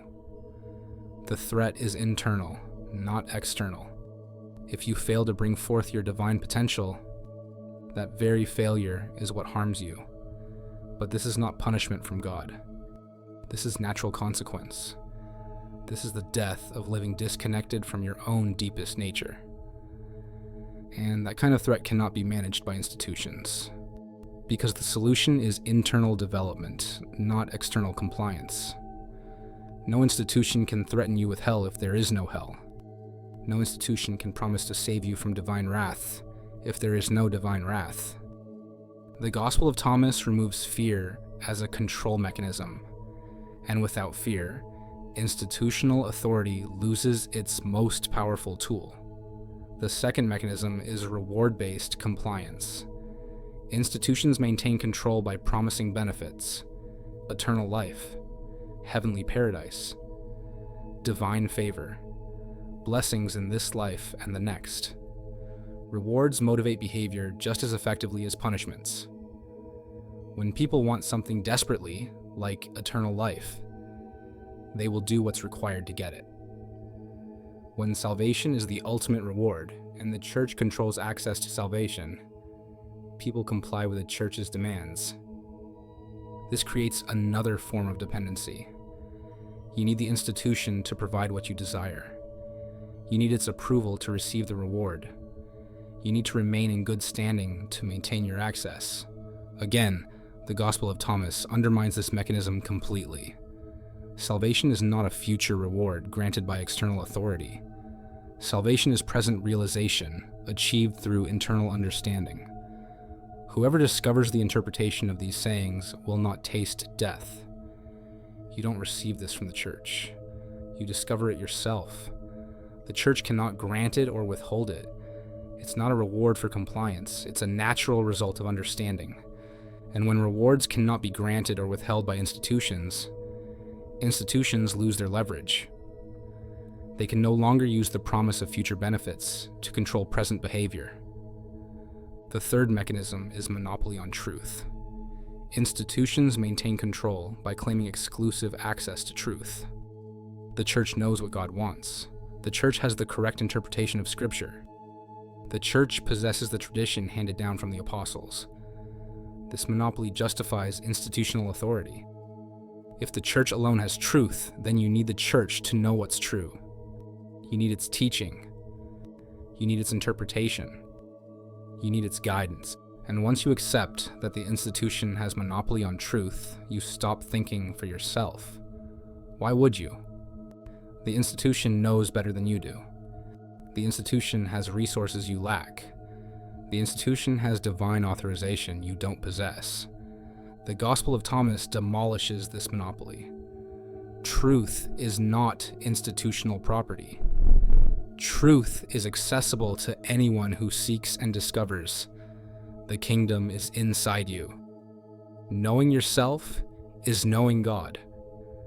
Understanding comes from direct insight, not from institutional teaching. Saying 108, "Whoever drinks from my mouth will become like me. I myself shall become that person, and the hidden things will be revealed to that person." Truth is revealed directly to each seeker, not mediated through institutional channels, not controlled by ecclesiastical hierarchy, not monopolized by those who claim special authority. And when truth is democratized, when everyone has potential access, institutional monopoly disappears. The church cannot claim it alone possesses what everyone can discover for themselves. The fourth mechanism is social cohesion through shared belief. Institutions maintain control by creating strong in-group identity based on common beliefs. We believe these things. They believe other things. We are right. They are wrong. Stay with us or be cast out. This creates powerful social pressure to conform. Humans are social creatures. We need belonging. We fear exclusion.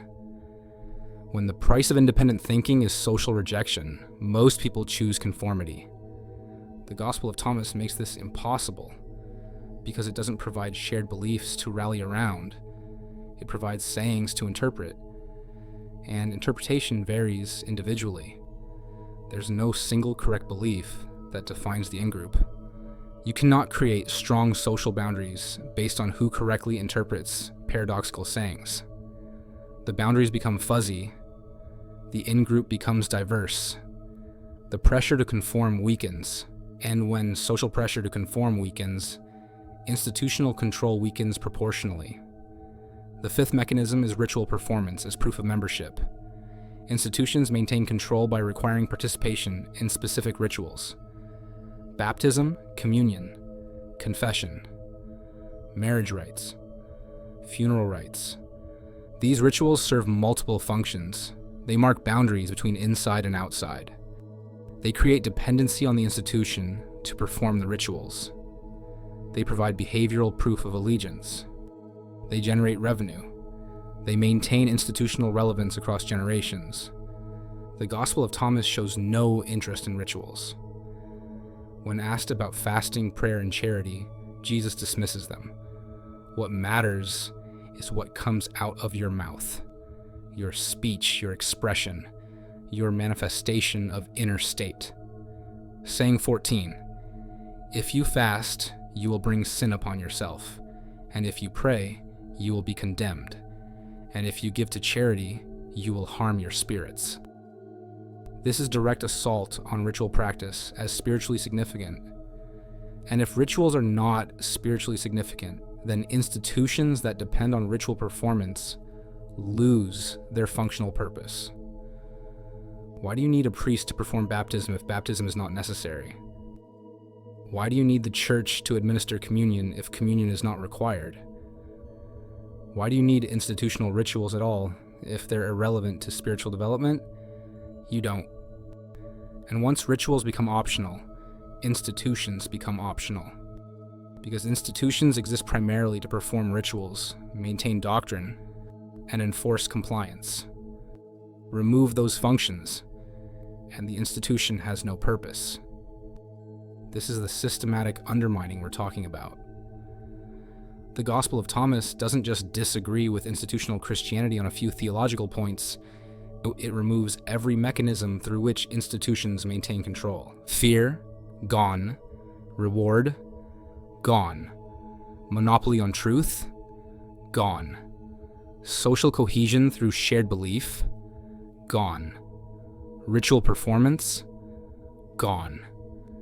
What's left is individual seekers discovering meaning for themselves, developing their own understanding, awakening their own inner authority, and recognizing the kingdom within themselves. That's beautiful for individual human development. That's catastrophic for institutional survival. And institutions protect themselves by eliminating existential threats, not through conscious conspiracy, but through systematic process. The threats are identified, the threats are labeled dangerous, the threats are removed. The Gospel of Thomas was an existential threat to institutional Christianity. Not because it was false, but because it was incompatible with the structures Christianity needed to survive and spread. So it was buried, and institutional Christianity continued without it, building the very structures, hierarchical authority, doctrinal uniformity, ritual performance, fear-based compliance, that the Gospel of Thomas had made impossible. We cannot know what Christianity might have become if Thomas had remained in the canon, but we can see what it became without it. An institutional religion focused on belief, obedience, and external salvation, rather than understanding, autonomy, and internal awakening. And we can ask, what was the cost of that choice? Not just for Christianity, but for human development, for human potential, for the evolution of human consciousness. Because if the Gospel of Thomas is right, if humans are capable of awakening to divine truth within themselves, if we have the capacity for direct understanding without institutional mediation, If we can develop internal authority that doesn't require external control, then suppressing these teachings didn't just affect religious doctrine, it affected the development of the species. And that's what we'll explore in part 4. What was actually lost when these ideas faded from mainstream Christianity. What capacities went undeveloped? What potentials remained unrealized? What aspects of human nature were suppressed rather than cultivated? The institutional story is clear. Christianity needed structure to survive. The Gospel of Thomas undermined that structure, so Thomas was excluded. But the human story is larger and more important. And before we turn to what was lost, we need to understand one more crucial point about why institutions fear populations that think for themselves. Because it's not just that thinking people question authority, it's that thinking people develop something far more threatening: psychological autonomy. And psychological autonomy is the ultimate enemy of external control. Let me explain what psychological autonomy actually means in this context. It's not simply intellectual independence, the ability to think your own thoughts. It's deeper than that.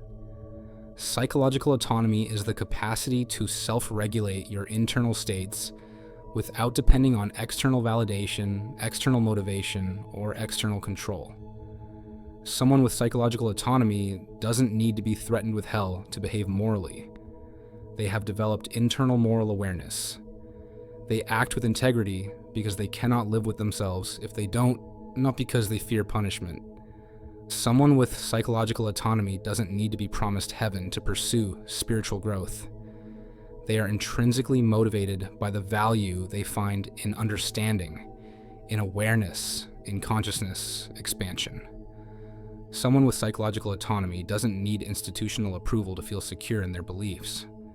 They have developed the capacity to evaluate ideas for themselves and stand by their own conclusions, even when authority disagrees.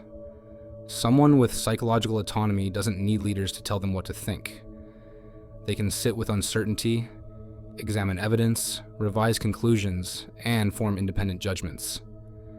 This is not arrogance. This is not rejection of all guidance or wisdom from others. Psychological autonomy simply means your internal authority is primary. You listen to external voices, but you make your own decisions. You consider what authorities say, but you don't surrender your judgment to them. And here's what institutions have always understood. Psychologically autonomous individuals are extremely difficult to control. Not because they're rebellious, not because they're defiant, but because the control mechanisms don't work on them. Fear doesn't motivate them the same way. They've developed enough internal stability that external threats have less power. They might respect consequences, but they don't live in anxiety about divine punishment or social rejection. Rewards don't manipulate them the same way. They've developed enough internal fulfillment that external promises have less appeal. They might appreciate benefits, but they don't surrender their autonomy to obtain them. Authority doesn't overawe them the same way. They've developed enough confidence in their own judgment that claims of special knowledge or divine authorization don't automatically compel submission. Social pressure doesn't conform them the same way. They've developed enough internal coherence that the need for belonging doesn't override the need for authenticity. Propaganda doesn't persuade them the same way. They've developed enough critical thinking that rhetorical manipulation is more visible and therefore less effective. A population of psychologically autonomous individuals is an ungovernable population in the sense that matters to institutions.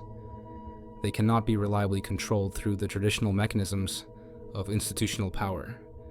And this is precisely what the Gospel of Thomas cultivates. Psychological autonomy. Every saying points you inward. Every teaching tells you to discover for yourself. Every instruction emphasizes internal development over external compliance.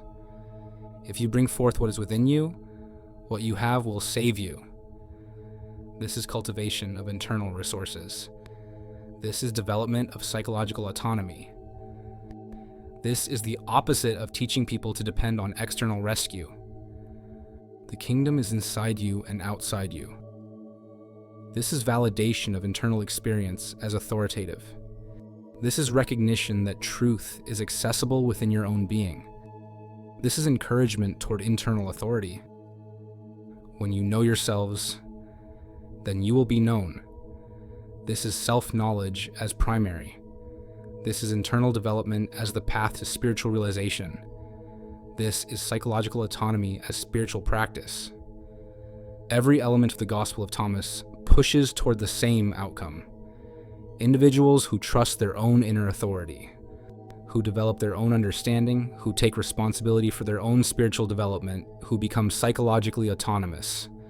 And institutions cannot survive populations of psychologically autonomous individuals using the control mechanisms that institutions have traditionally employed.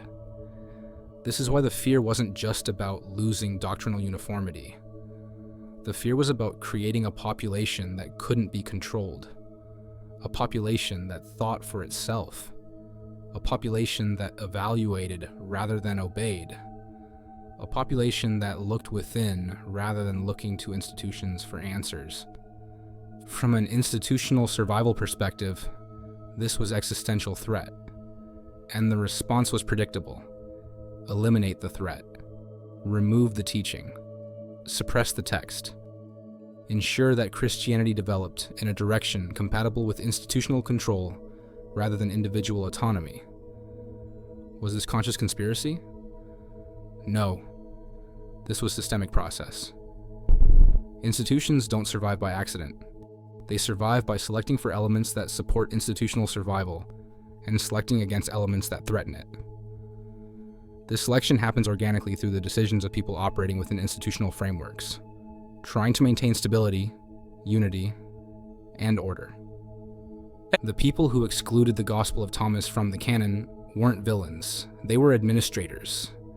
They were trying to create a coherent, unified, stable church that could survive persecution and spread across the empire. And from that perspective, excluding texts that undermined uniformity, hierarchy, and institutional authority was entirely logical. But logic of institutional survival is not the same as logic of human development. What serves institutions doesn't necessarily serve individuals. What maintains organizational stability doesn't necessarily cultivate human potential. And this is the tension at the heart of the Gospel of Thomas's exclusion. It had to be excluded for Christianity to succeed as an institution. But excluding it meant Christianity developed in a direction that emphasized obedience over understanding, external authority over internal development, institutional mediation over direct access. The institution survived. The institution thrived. The institution spread across the world and shaped Western civilization. But what did individual humans lose in the process? What capacities went uncultivated? What potentials remained undeveloped? That's the question we must now face. Because the institutional story explains why Thomas was buried. But the human story reveals what was buried with it. And that story is about more than religion. It's about human consciousness itself. About what we might become if we develop internal authority instead of remaining dependent on external control. About what capacities we possess that remain dormant because we've been taught to look outside ourselves rather than within. The Gospel of Thomas represents a path not taken, a direction Christianity could have moved but didn't, a vision of human potential that was suppressed in favor of institutional stability. We cannot rewrite history. The canonical tradition won. The institutional church prevailed. The Gospel of Thomas was buried for 1700 years, but it's available now. The teachings are accessible. The vision of human potential it contains can be examined, understood, and perhaps even recovered. And that recovery is not about changing religious doctrine. It's about something far more profound. Recognizing capacities within ourselves that we've been taught to ignore. Developing potentials we've been conditioned to suppress, and reclaiming internal authority we've been encouraged to surrender.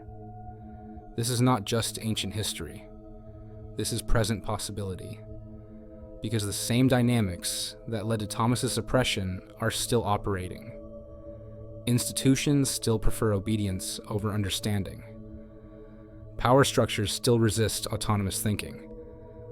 Control systems still work to prevent populations from developing internal authority. The Gospel of Thomas was buried once. The question is, will we bury it again by ignoring its implications? Or will we take seriously what it suggests about human potential and begin the work of developing that potential? That's where we turn next, to what was actually lost, what might be recovered, and what it would mean for human development if we took these teachings seriously. Part 4. What was lost when these ideas faded? In the first 3 parts, we've established what the Gospel of Thomas is, how it relocates spiritual authority inward, and why institutions found it threatening enough to bury. Now we face the harder question, the one with implications far beyond ancient religious history. What was actually lost when these teachings faded from mainstream Christianity? What happened to human development when the emphasis shifted from inner awakening to external compliance? When self-knowledge was replaced with doctrinal belief? When direct access to the divine was replaced with institutional mediation? This isn't just about what Christianity lost.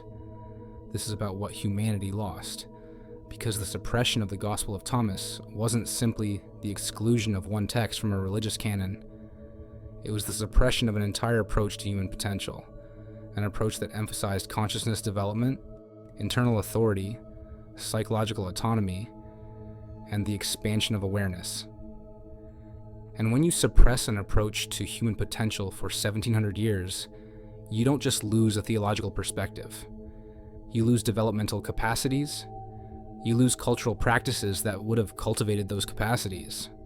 You lose generations of humans who might have developed differently if they'd been taught to look within rather than to look to external authorities. The question isn't whether the Gospel of Thomas contains absolute truth. The question is, what capacities remain undeveloped in humans because we've been systematically taught to distrust our own inner authority and depend on external control. And the answer to that question has implications for everything, for psychology, for education, for politics, for how we understand consciousness itself. Let's trace what actually happened when Christianity chose the path of external control over the path of inner development. The shift didn't happen overnight. It happened gradually, systematically, as the institutional church consolidated power and defined orthodoxy. But we can identify the key transitions, the moments where one emphasis replaced another, where one vision of human potential was suppressed in favor of another. The first major shift was from inner development to external control. And this shift fundamentally changed what Christianity was trying to accomplish in human lives. In the Gospel of Thomas, the goal is transformation of consciousness. You are asleep. You must awaken. You do not see the kingdom. You must develop the capacity to see. You are ignorant of your own divine nature. You must come to know yourself. This is developmental language. It assumes you have capacities that are currently dormant. It assumes you can grow, evolve, expand in your awareness. It assumes the spiritual path is about becoming more conscious, more aware, more awake to reality as it actually is. And crucially, it assumes this development happens internally. No one can awaken you. No one can grant you awareness. No one can give you self-knowledge. These must be cultivated through your own effort, your own inquiry, your own direct engagement with reality. This creates a specific kind of spiritual practice, contemplative, introspective, focused on expanding consciousness. You meditate. You inquire into your own nature. You examine your thoughts, your assumptions, your habitual patterns. You work to see through illusions. You develop capacity for direct perception of truth. This is inner work. And inner work produces psychological development, expanded awareness, increased capacity for self-regulation, and autonomous thinking. Now look at what happened when canonical Christianity became dominant. The goal shifted from transformation of consciousness to compliance with belief systems. Instead of "you must awaken," the message became "you must believe." Instead of "develop the capacity to see the kingdom," it became "accept that the kingdom is coming." Instead of "know yourself," it became "know the doctrines."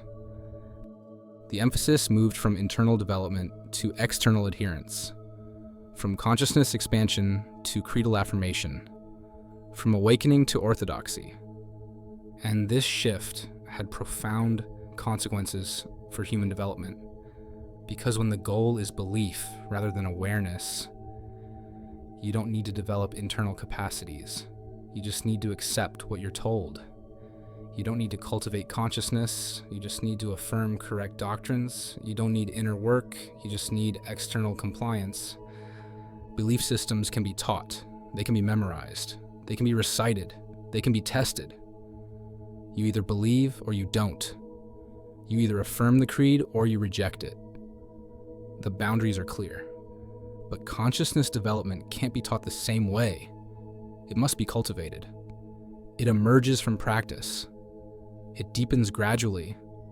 It can't be tested with doctrinal questions. It can't be measured by creedal affirmation. So, when Christianity shifted from inner development to external belief, it shifted away from practices that would have cultivated expanded consciousness. It shifted away from methods that would have developed psychological autonomy. It shifted away from teaching people how to awaken. Instead, it taught people what to believe. And the difference is everything. What to believe is information transfer. How to awaken is capacity development. Information transfer creates knowledgeable believers. Capacity development creates conscious individuals. Christianity chose information transfer, and humanity lost 1700 years of systematic consciousness development. Think about what that means. Imagine if Christianity had maintained the gospel of Thomas's emphasis on awakening. Imagine if every generation had been taught contemplative practices designed to expand awareness. Imagine if churches had been centers for consciousness development rather than centers for doctrinal instruction. Imagine if children had been taught from early ages how to look within, how to examine their own thoughts, how to recognize illusions, how to expand their capacity for awareness. Imagine if this had been as central to education as reading and mathematics. Imagine if psychological development had been considered as important as moral instruction. We cannot know exactly what would have emerged, but we can reasonably assume that systematic consciousness development across 1700 years would have produced populations with significantly greater psychological autonomy, self-awareness, and capacity for independent thinking than what actually developed. Instead, populations were taught to believe, to obey, to submit to external authority, to distrust their own inner knowing, to depend on institutions for truth. And the results of that teaching are still visible today. Most people don't trust their own consciousness. Most people don't believe they can access truth directly. Most people look to external authorities, religious, scientific, political, to tell them what's real and what's not. This isn't natural human limitation. This is the result of 1700 years of being taught that external authority is more reliable than internal awareness. The Gospel of Thomas represented the opposite approach. Trust your inner awareness, develop your consciousness, discover truth within yourself. And that approach was systematically suppressed. The second major shift was in how morality was understood and cultivated. And this shift reveals another profound loss in human development. The Gospel of Thomas grounds morality in awareness and authenticity. Don't lie, and don't do what you hate, because all things are disclosed before heaven. This is radically simple. Be truthful. Act in alignment with your own integrity. Why? because reality sees through pretense, because living in contradiction to your own nature creates suffering, because authenticity is the foundation of spiritual development. Notice what's not present. No long list of commandments, no detailed legal code, no external rules imposed by divine authority. Just be aware of what you actually value and act accordingly. This grounds morality in consciousness. You develop moral behavior by becoming more aware of consequences, aware of your own authentic values, aware of the gap between who you are and who you pretend to be. And moral development through expanded awareness creates internally motivated ethical behavior. You don't lie because you've recognized that lying creates internal dissonance. You don't do what you hate because you've developed enough self-awareness to recognize what serves your authentic nature and what violates it. This is psychological maturity expressed as moral behavior, and it requires no external enforcement. You regulate yourself because you've developed awareness. Now look at what happened in canonical Christianity. Morality became compliance-based rather than awareness-based. Instead of developing consciousness that naturally leads to ethical behavior, the emphasis shifted to obeying rules. The 10 Commandments, the Sermon on the Mount, Paul's instructions to the churches, an ever-expanding list of moral requirements, all presented as divine commands that must be obeyed. This creates external morality. You don't lie because God commands you not to lie and will punish disobedience. You don't steal because it's forbidden and carries consequences. You don't commit adultery because it's a sin that will be judged. The motivation is external, divine reward or punishment. The standard is external, God's law. The enforcement is external, church discipline and divine judgment. And this produces a very different kind of moral development than the Gospel of Thomas approach. Compliance-based morality creates people who behave correctly when monitored, but may not when they're not. People who follow rules out of fear or desire for reward, but haven't developed internal ethical awareness. People who need external enforcement to maintain moral behavior. Awareness-based morality creates people who self-regulate because they've developed consciousness of consequences and alignment with their own authentic values. People who behave ethically because they cannot live with themselves if they don't.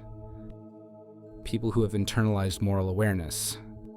One system creates external dependence. The other creates internal capacity. And Christianity chose the system that creates external dependence. Why? Because it's easier to control, because it maintains institutional relevance, because people who need external enforcement need the institution to provide it. But the cost was enormous, because compliance-based morality doesn't develop the same psychological capacities as awareness-based morality. When you behave morally because you fear punishment, you don't develop internal moral reasoning. You develop fear response. You learn to avoid punishment, not to understand ethics. When you behave morally because you want reward, you don't develop ethical awareness. You develop transactional thinking. You learn to bargain with God, not to cultivate virtue. When you behave morally because external rules require it, you don't develop autonomous moral judgment. You develop rule following. You learn to comply, not to evaluate ethical complexity. But when you behave morally because you've developed awareness of consequences, awareness of your authentic values, awareness of what creates suffering and what creates flourishing, you develop psychological capacities that transfer across contexts. You develop the ability to navigate ethical ambiguity. You develop mature moral reasoning that doesn't depend on external enforcement. The Gospel of Thomas pointed toward that kind of development. Canonical Christianity moved away from it, and humanity lost the systematic cultivation of internally motivated ethical behavior. We see the results everywhere. People who follow rules when monitored but violate them when not. people who need laws and punishments to maintain decent behavior, people who lack internal moral compass, and therefore depend on external authority to tell them right from wrong. This isn't human nature. This is the result of 1,700 years of moral education based on compliance rather than awareness. And the tragedy is that we have evidence, right in the canonical scriptures, that early Christianity understood the importance of internal transformation. Paul himself wrote about it. Do not conform to the pattern of this world, but be transformed by the renewing of your mind. Then you will be able to test and approve what God's will is, his good, pleasing, and perfect will. Be transformed by the renewing of your mind, not obey external rules, not comply with commandments, but transform your mind, renew your consciousness, and that internal transformation will enable you to discern truth for yourself. This is the Gospel of Thomas approach, right in Romans 12:2. Inner transformation as the foundation for spiritual and moral development. Or consider Romans 8:6. The mind governed by the flesh is death, but the mind governed by the Spirit is life and peace. The mind governed by the Spirit, not behavior controlled by external rules, but consciousness developed to the point where it naturally aligns with truth. And that alignment produces life and peace, not through external enforcement, but through internal transformation. Or 2 Corinthians 3:18. And we all, who with unveiled faces contemplate the Lord's glory, are being transformed into his image with ever-increasing glory, which comes from the Lord, who is the Spirit, transformed into his image with unveiled faces, meaning with direct perception, not mediated through external authority. The transformation comes from contemplating divine truth directly. This is consciousness development language. The biblical foundation for inner transformation was there, but it was subordinated to the institutional emphasis on external compliance. The passages about mind renewal and inner transformation were interpreted to support belief systems rather than to encourage consciousness development. And humanity lost the systematic cultivation of awareness-based morality that might have emerged if the Gospel of Thomas approach had remained central. The third major shift was the reintroduction of fear as a primary motivator. And this shift reveals perhaps the most damaging loss of all. The Gospel of Thomas contains no hell, no eternal punishment, no divine judgment threatening those who fail to believe correctly.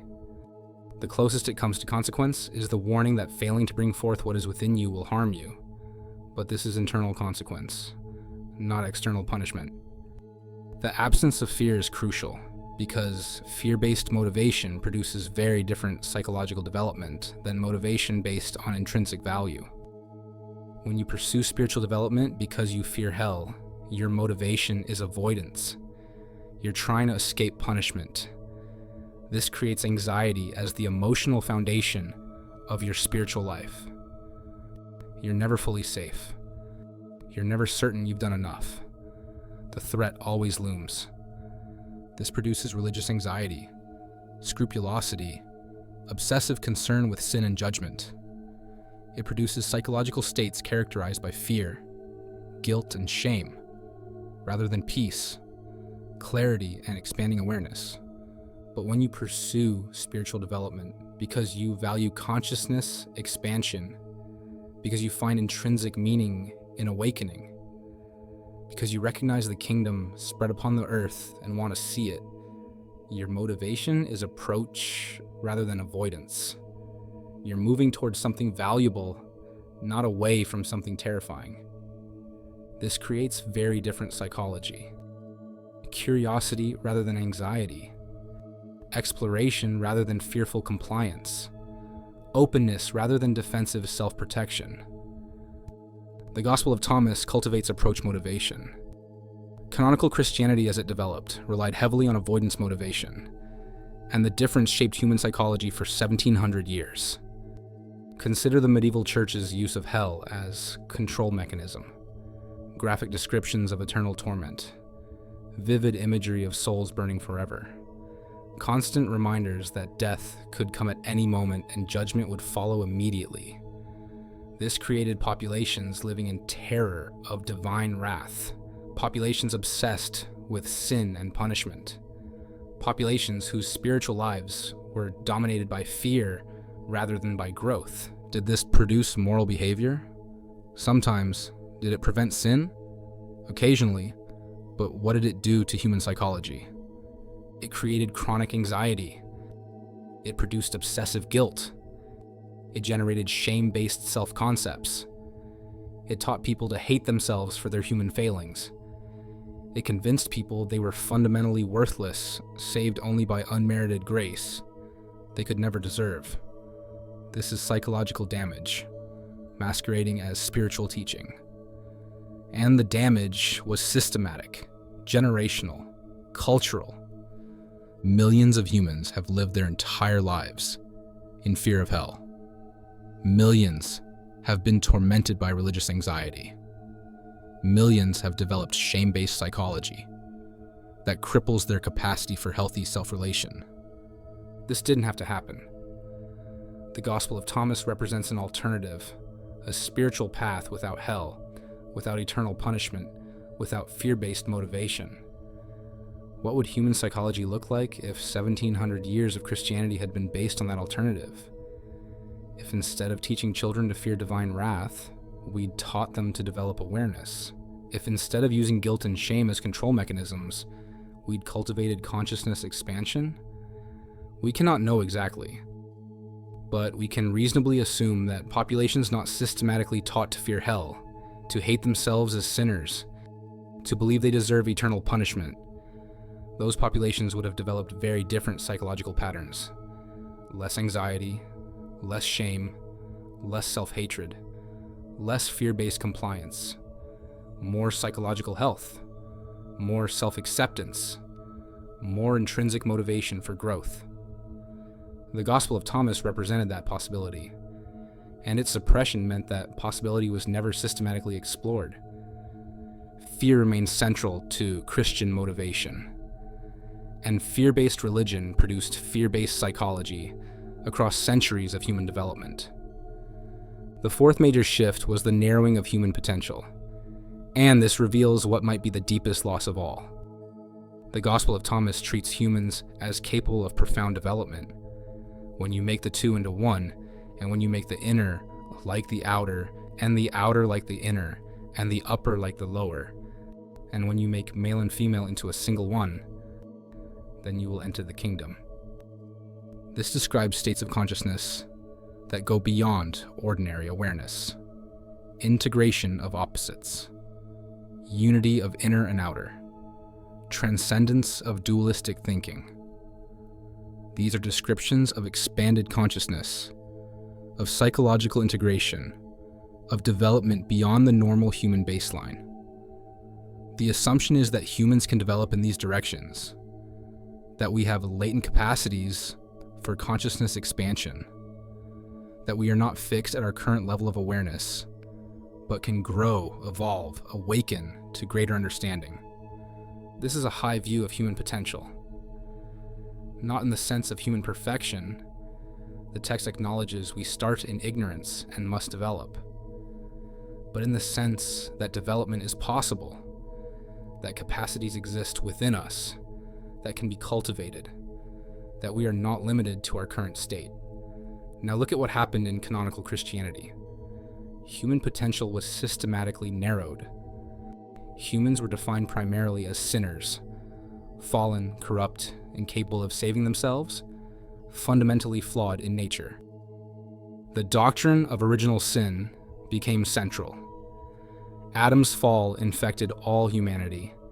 We inherit guilt, we are born in sin, we cannot help but sin. Our nature is corrupt. This created a low view of human capacity. Not just moral capacity, that we do wrong, but capacity for development, for growth, for consciousness expansion. If our nature is fundamentally corrupt, if we are essentially sinners, then what potential do we have for genuine transformation? The answer in the developed doctrine is none. We cannot save ourselves. We cannot transform ourselves. We cannot develop beyond sin through our own effort. We need external rescue. We need God's grace. We need the sacrifice of Christ to cover our inherent unworthiness. This theology served institutional purposes. It made the church necessary as mediator of grace. But what did it do to human self-concept? What did it do to human development? It taught people they were fundamentally limited, fundamentally flawed, fundamentally incapable of genuine transformation through their own effort. And if you believe you're incapable of genuine transformation, you don't attempt it. You don't invest in consciousness development. You don't practice expanded awareness. You don't cultivate psychological capacities beyond your current level. You accept your limitations. You resign yourself to your sinful nature. You depend on external grace rather than developing internal capacities. This is learned helplessness applied to spiritual development, and learned helplessness prevents growth. The Gospel of Thomas represented the opposite view. You have divine potential within you. You are capable of bringing forth what is within you. You can develop consciousness to the point of seeing the kingdom. You can know yourself and thereby know God. This is empowerment. This encourages development. This invites growth. This treats humans as capable of genuine transformation through expanded awareness. And the suppression of this view meant 1,700 years of Christianity teaching people they were fundamentally incapable rather than fundamentally capable. What capacities went undeveloped because people weren't encouraged to develop them? What levels of consciousness went unexplored because people were taught they couldn't reach them? What human potential remained dormant because it was never systematically cultivated? We have hints of what might have been. The Christian contemplative tradition, mystics like Meister Eckhart, John of the Cross, Teresa of Avila, explored states of consciousness beyond ordinary awareness. They described unity with God, expanded consciousness, direct knowing. But they were marginal to mainstream Christianity. Often suspect, sometimes condemned as heretics, because their experience contradicted the doctrine of human limitation. Their descriptions of direct divine encounter undermine the necessity of institutional mediation. Their emphasis on consciousness development challenged the focus on belief and compliance. The Gospel of Thomas would have made that contemplative emphasis central rather than marginal, would have made consciousness development the primary goal rather than a specialized practice for mystics, would have taught entire populations to explore expanded awareness rather than resign themselves to sinful limitation. And the loss of that possibility is a loss not just for Christianity, but for human development itself. Because consciousness development isn't just spiritual practice, it's psychological growth, it's increased self-awareness, it's expanded capacity for complex thinking, it's development of psychological integration and autonomy. These are human capacities that benefit everyone, religious or not. And they're capacities that remain underdeveloped in most humans because we've never been systematically taught to cultivate them. The Gospel of Thomas represented a systematic approach to cultivating these capacities, and its suppression meant that approach was never culturally implemented. Now we need to step back and see the pattern across all these shifts, because what we're looking at isn't random. It's systematic replacement of one approach to human development with another. The Gospel of Thomas approach emphasized consciousness development over doctrinal belief, awareness-based morality over compliance-based morality, intrinsic motivation over fear-based motivation, high view of human potential over doctrine of limitation, internal authority over external control, direct access over institutional mediation. Every element points toward the same outcome: psychologically autonomous individuals developing expanded consciousness through internal awareness. The canonical Christianity that suppressed Thomas emphasized doctrinal belief over consciousness development, compliance-based morality over awareness-based morality, fear-based motivation over intrinsic motivation, doctrine of human limitation over high view of potential, external control over internal authority, institutional mediation over direct access. Every element points toward the same outcome. Dependent believers accepting external authority and limiting their own development to what institutions permit. These aren't accidental differences. These are systematic replacements. One vision of human development was deliberately chosen over another. One set of capacities was cultivated, while another set was suppressed. And the choice was made not because the suppressed approach was false or dangerous to humans, but because it was dangerous to institutions. Because psychologically autonomous individuals with expanded consciousness and internal authority cannot be controlled using the mechanisms institutional power requires. The tragedy is that this choice was presented as theological necessity, as defending truth against heresy, as protecting believers from false teaching. But the real effect was protecting institutional power against human development that would have made that power unnecessary. And we can see this even in how canonical scripture itself was interpreted.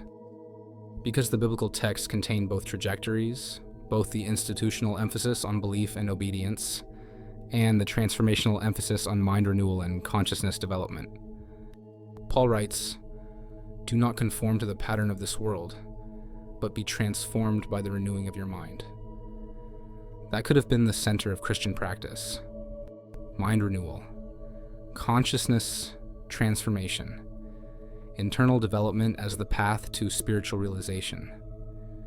Instead, it was subordinated to passages about belief, obedience, and submission to authority. The transformational potential was acknowledged, but never made central, never developed into systematic practice, never taught as the primary goal. Paul writes, "The mind governed by the Spirit is life and peace." That could have been understood as describing expanded consciousness. Mind developed beyond ego limitation, aligned with truth, source of life, and peace. This could have been the goal: develop your mind to the point where it's governed by spirit, rather than by fear, desire, and delusion. Instead, it was interpreted within frameworks of sin, grace, and redemption that kept the focus external. The Spirit governs your mind, but through external grace, not through internal development. You receive it as gift, not cultivate it as capacity. The potential was there in the text, but the interpretation moved consistently away from internal development and toward external dependence. And this interpretation was not theologically inevitable. It was institutionally convenient, because internal development creates autonomous individuals. External dependence creates controllable populations. The Gospel of Thomas represented the path not taken, the emphasis on internal development that canonical Christianity moved away from, the vision of human potential that was suppressed in favor of doctrines of human limitation. And the question we face now, with the text no longer buried, with its teachings available to anyone who wants to read them, is whether we can recover what was lost. Not by recreating first century Christianity, not by abandoning 2,000 years of theological development, but by recognizing what human capacities were suppressed and asking whether we want to cultivate them now. Can we develop consciousness systematically? Can we teach awareness-based morality? Can we cultivate intrinsic motivation rather than relying on fear? Can we embrace a high view of human potential that encourages rather than limits development? Can we develop internal authority rather than remaining dependent on external control? These aren't just religious questions. These are questions about human development itself, about psychology, education, social organization, about what we believe humans are capable of and therefore what we cultivate in ourselves and our children. The Gospel of Thomas doesn't answer all these questions, but it represents one answer, an answer that was systematically suppressed for 1,700 years. And that suppression cost us more than religious diversity. It cost us developmental possibilities. It cost us cultural practices that would have cultivated consciousness. It cost us generations of humans who might have developed capacities we're only now beginning to recognize as possible. We cannot rewrite history. We cannot know what would have happened if Thomas had remained central to Christianity. But we can look at what was lost. We can recognize the cost of choosing institutional control over individual development. We can acknowledge that human potential was narrowed, that consciousness cultivation was marginalized, that internal authority was suppressed.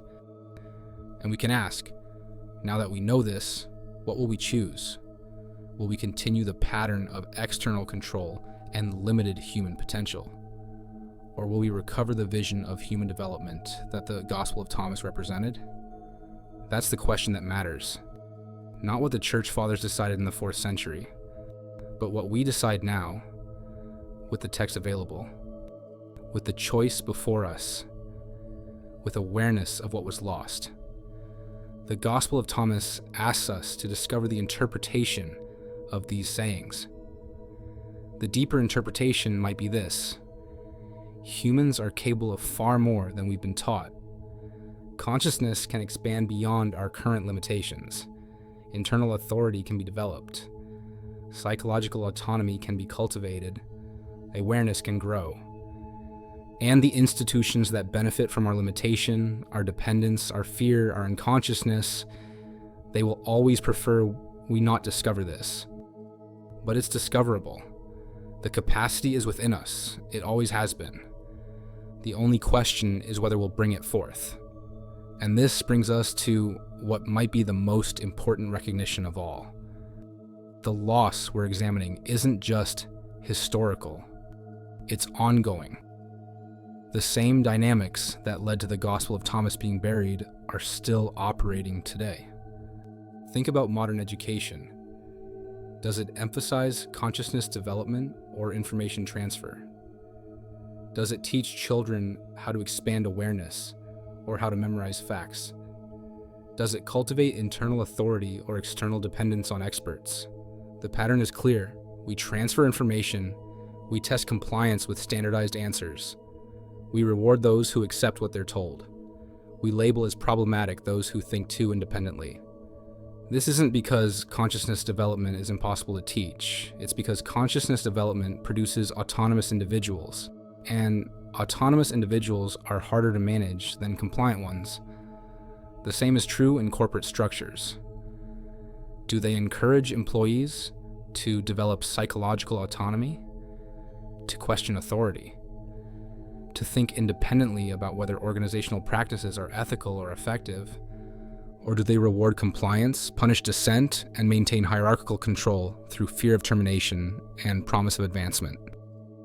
Again, the pattern is clear. Obedience is rewarded. Independent thinking is risky.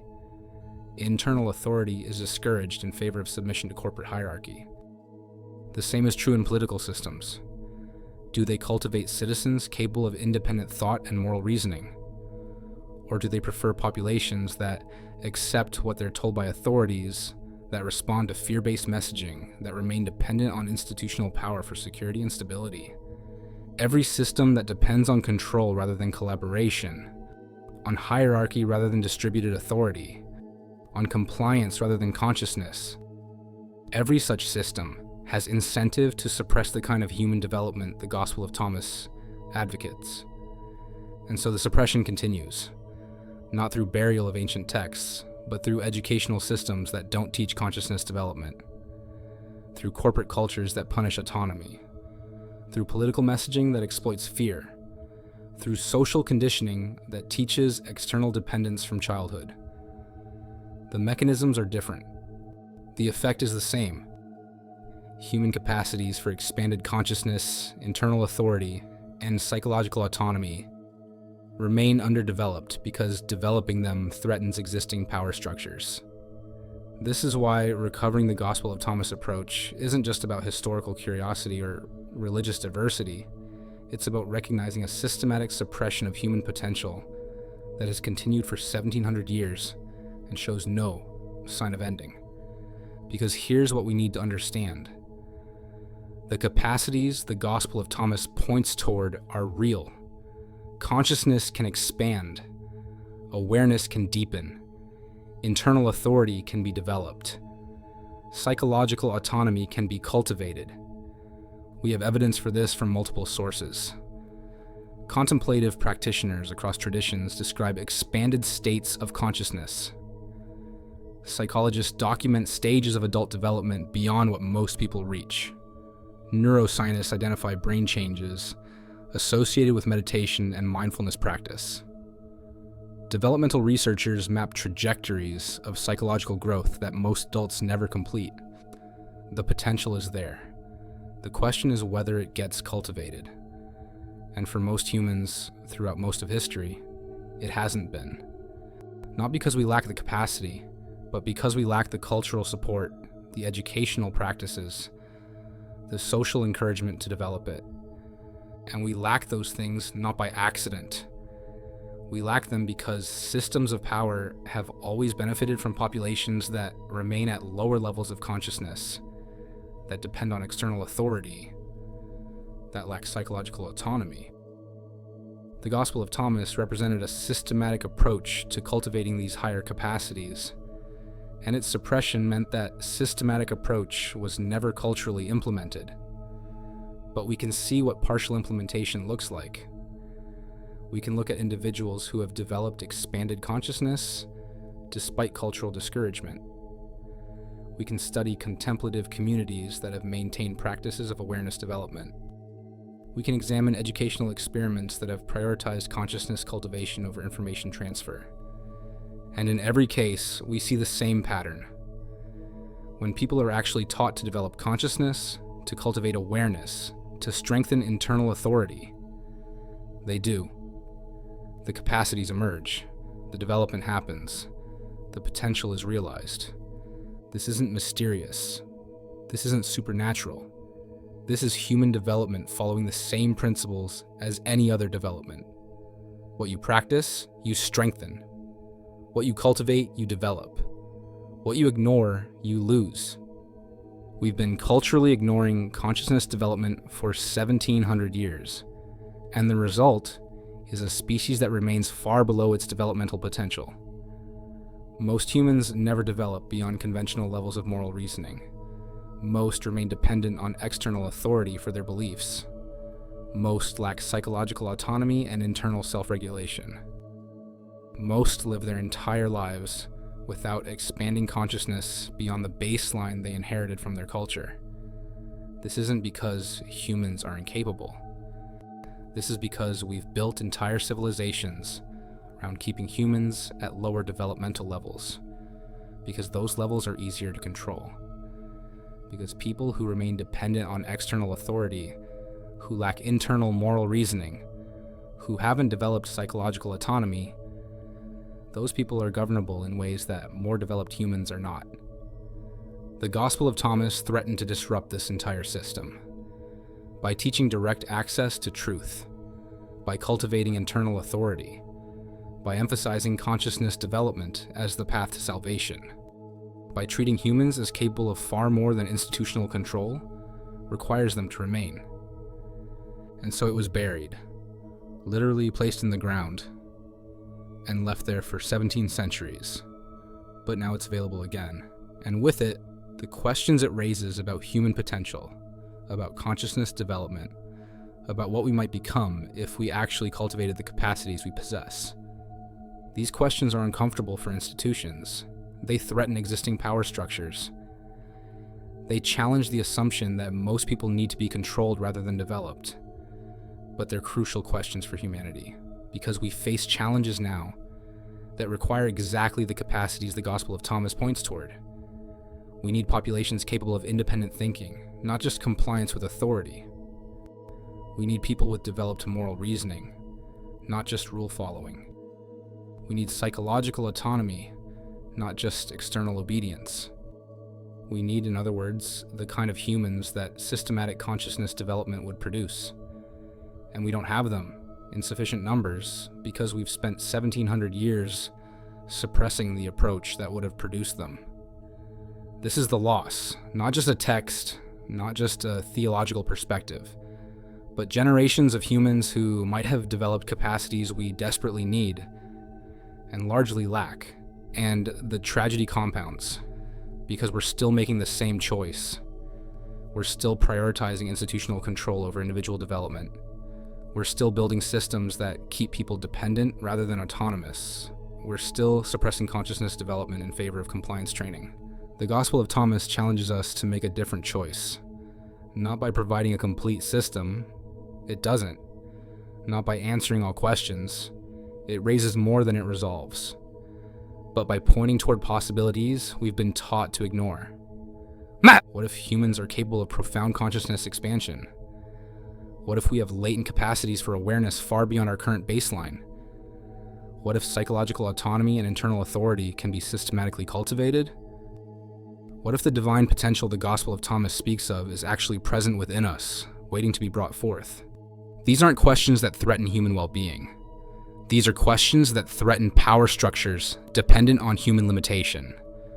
And that's precisely why they matter, because if we can recognize the difference between what serves human development and what serves institutional control, we can start making different choices. We can start building educational systems that cultivate consciousness. We can start creating social structures that encourage autonomy.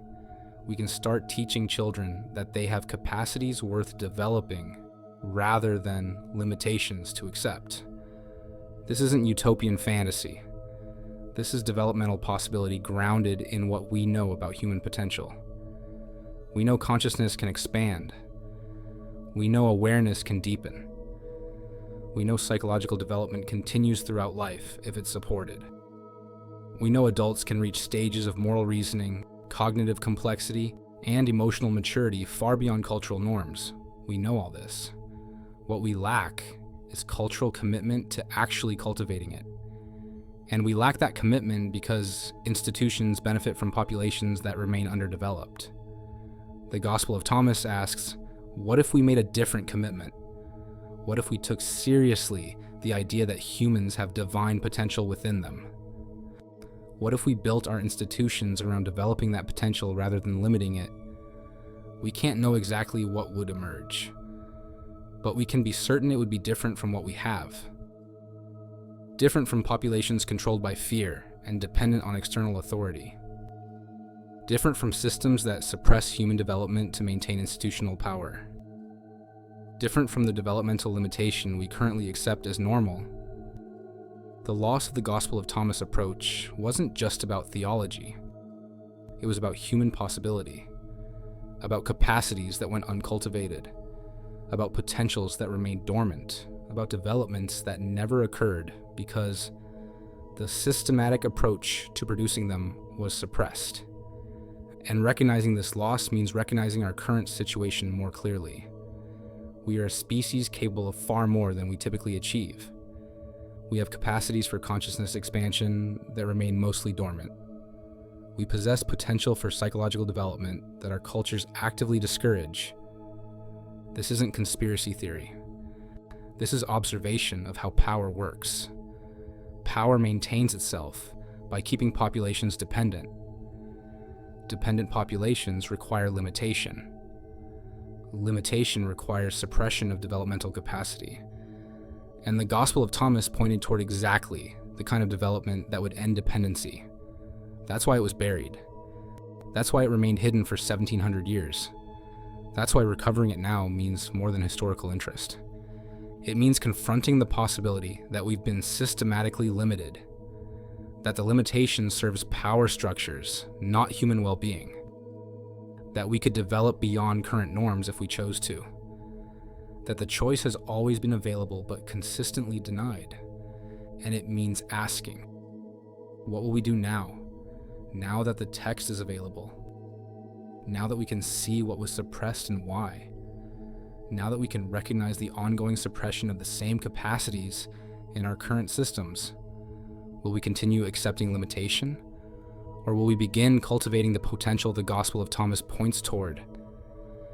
This is the question Part 5 will explore.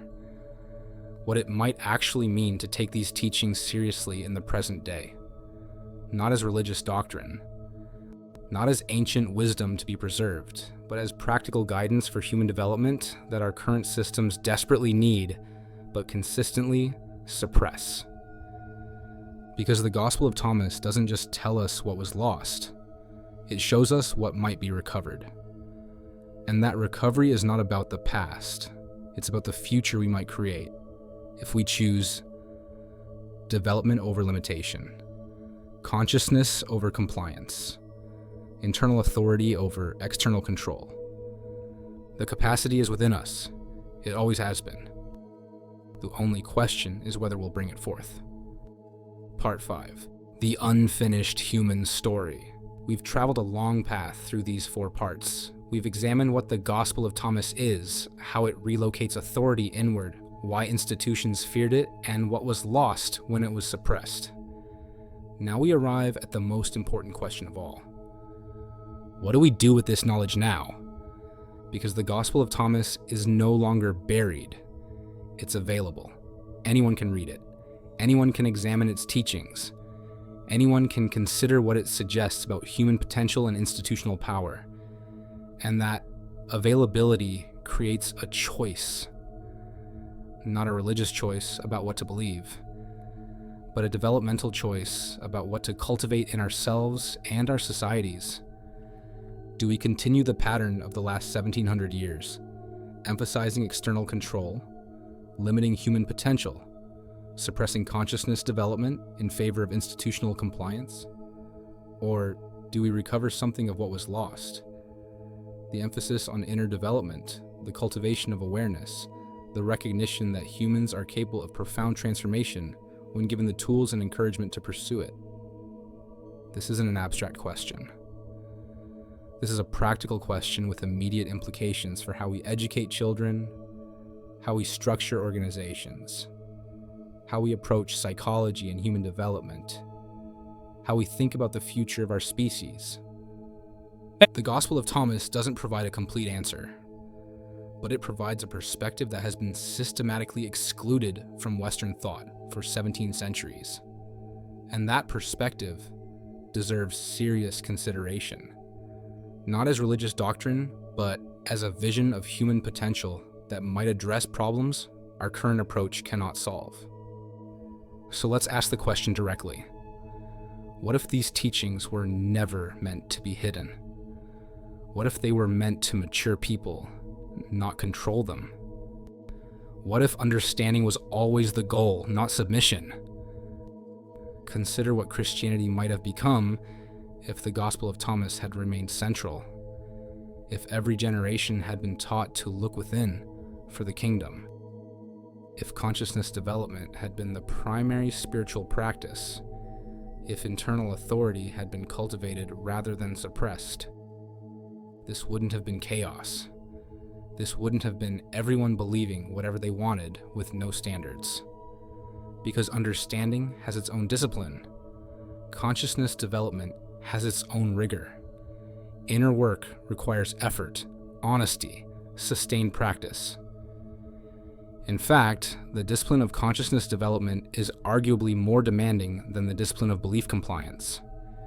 It's easier to affirm a creed than to examine your own mind. It's easier to follow rules than to develop awareness of why the rules exist. It's easier to obey external authority than to cultivate internal authority. The Gospel of Thomas approach is not the easy path. It's the developmental path. And development requires work that compliance does not. But here's what that work produces. Psychologically mature individuals. People who self-regulate because they've developed awareness, not because they fear punishment. People who think independently because they've cultivated that capacity, not because they're rebellious. People who act with integrity because they've aligned their behavior with their authentic values, not because they're trying to appear righteous. This is human maturity, and human maturity benefits everyone. The individuals who achieve it, the communities they're part of, the societies they inhabit. So what if Christianity had taken this path? What if the emphasis had been on maturing people rather than controlling them? We would have very different educational systems. Because if spiritual development means consciousness development, then education must teach consciousness development. Not just information transfer, not just skill acquisition, but actual cultivation of awareness, psychological integration, capacity for complex thinking.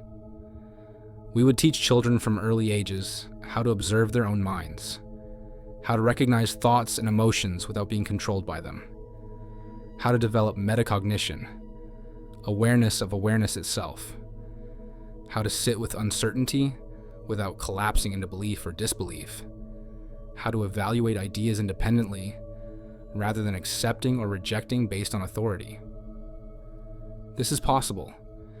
We have contemplative pedagogies that demonstrate it works: mindfulness in schools, Socratic dialogue, philosophical inquiry for children. These approaches show that consciousness development can be taught, and that teaching it produces measurable benefits in attention, emotional regulation, and cognitive flexibility. But these approaches remain marginal. Why? Because they produce students who think independently, who question authority, who develop internal standards for truth rather than accepting what they're told. And educational systems, like all institutions, are more comfortable with compliant students than autonomous thinkers. The Gospel of Thomas approach would have made autonomous thinking the goal, not the threat, would have structured education around developing consciousness, not around producing compliant workers and citizens. We would have very different psychological frameworks.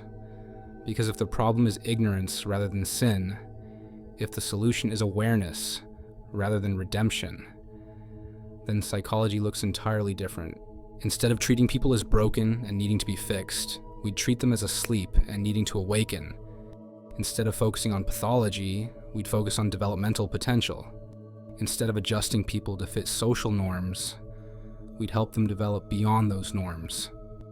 This is already emerging in some psychological approaches: mindfulness-based therapies, acceptance and commitment therapy, developmental psychology that maps stages of adult growth, transpersonal psychology that takes consciousness expansion seriously. But these remain alternative approaches. Mainstream psychology is still largely focused on adjustment to social norms, reduction of symptoms, return to baseline functioning. Not on consciousness development, expansion of awareness, realization of latent potential. The Gospel of Thomas approach would have made development central, not alternative. Would have structured psychological practice around expanding consciousness, not just managing symptoms. We would have very different spiritual communities.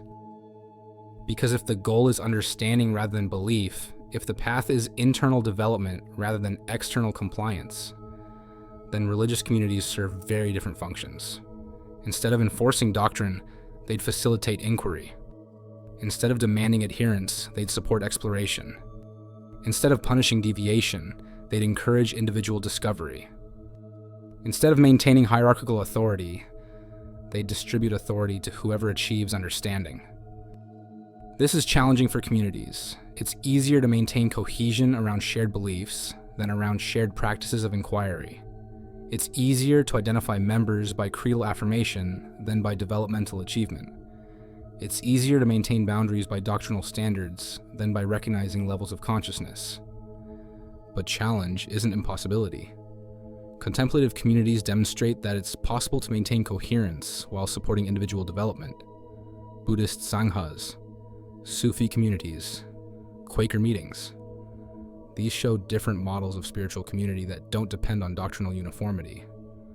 The Gospel of Thomas approach would have made such communities normative rather than exceptional, would have structured Christianity around supporting individual awakening rather than enforcing collective belief. We would have very different political frameworks. Because if humans are capable of psychological autonomy, if consciousness can be developed, if internal authority is possible, then governance looks entirely different. Instead of assuming most people need to be controlled by those who know better, we'd assume most people can develop capacity for self-governance. Instead of concentrating power in hierarchical structures, we'd distribute it to individuals and communities. Instead of using fear and reward to motivate compliance, we'd create conditions that support intrinsic motivation for contribution. This isn't anarchism in the sense of no structure. This is recognizing that the structure can be built around supporting development rather than enforcing control. That governance can facilitate rather than dominate. That power can be distributed rather than concentrated. We have glimpses of this in participatory democracy experiments, in worker cooperatives, in indigenous governance models that distribute authority broadly.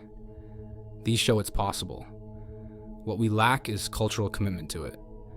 And we lack that commitment partly because we don't believe most humans are capable of the psychological development it requires. We've been taught for 17 centuries that humans are fundamentally limited, that most people need external control, that internal authority is rare and exceptional. The Gospel of Thomas teaches the opposite. The kingdom is inside you.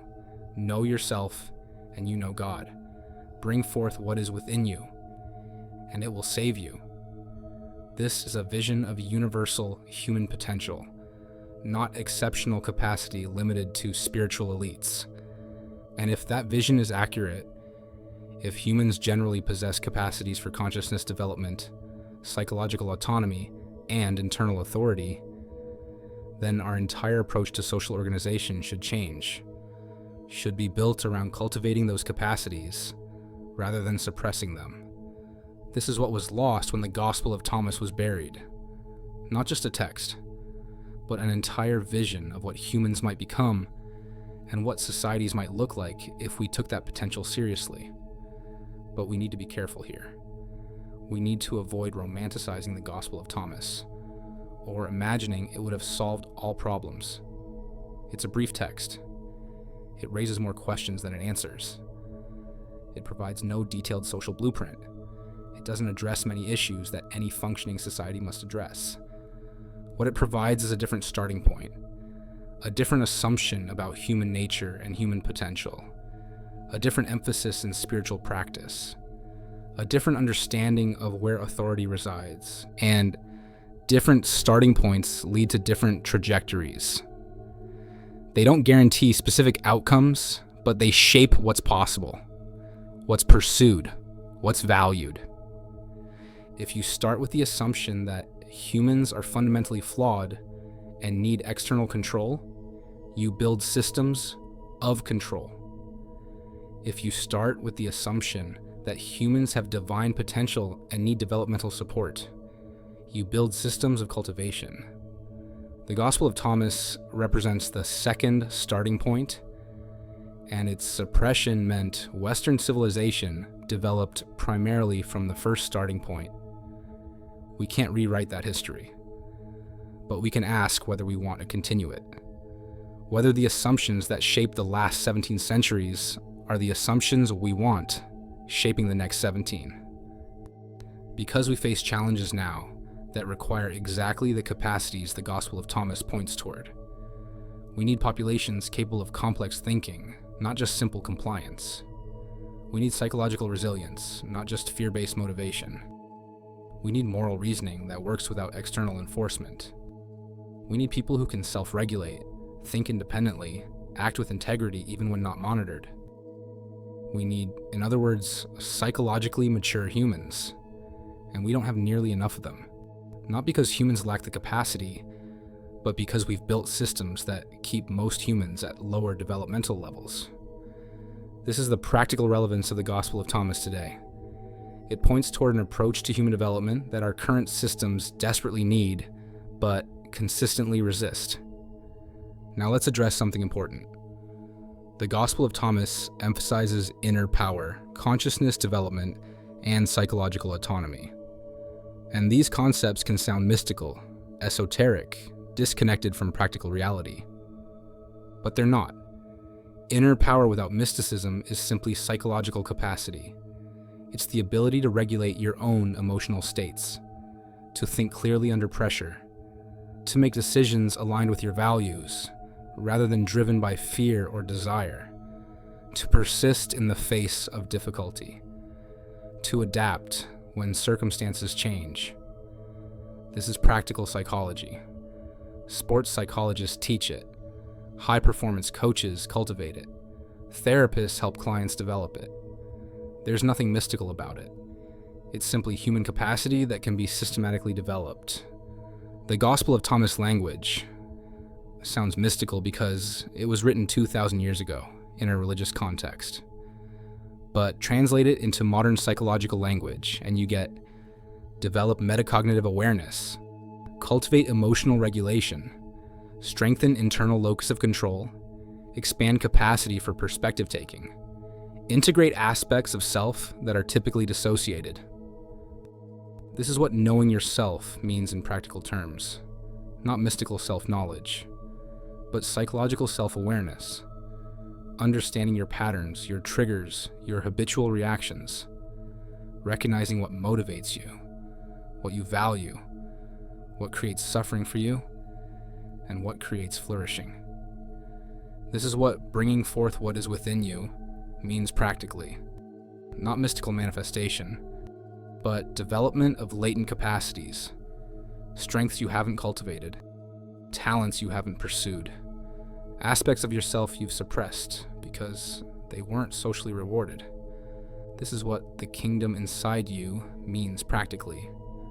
Not a mystical realm, but a state of consciousness, psychological integration, inner peace, alignment between your values and your behavior, capacity to experience reality clearly without distortion from fear, desire, or delusion.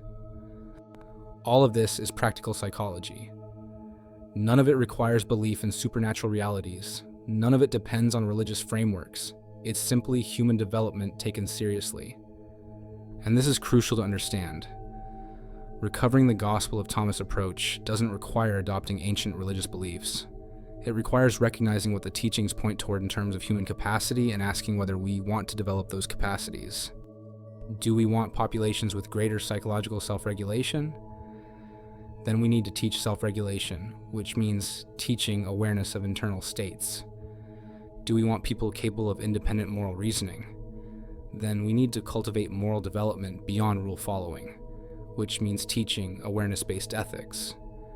Do we want citizens capable of evaluating political claims independently?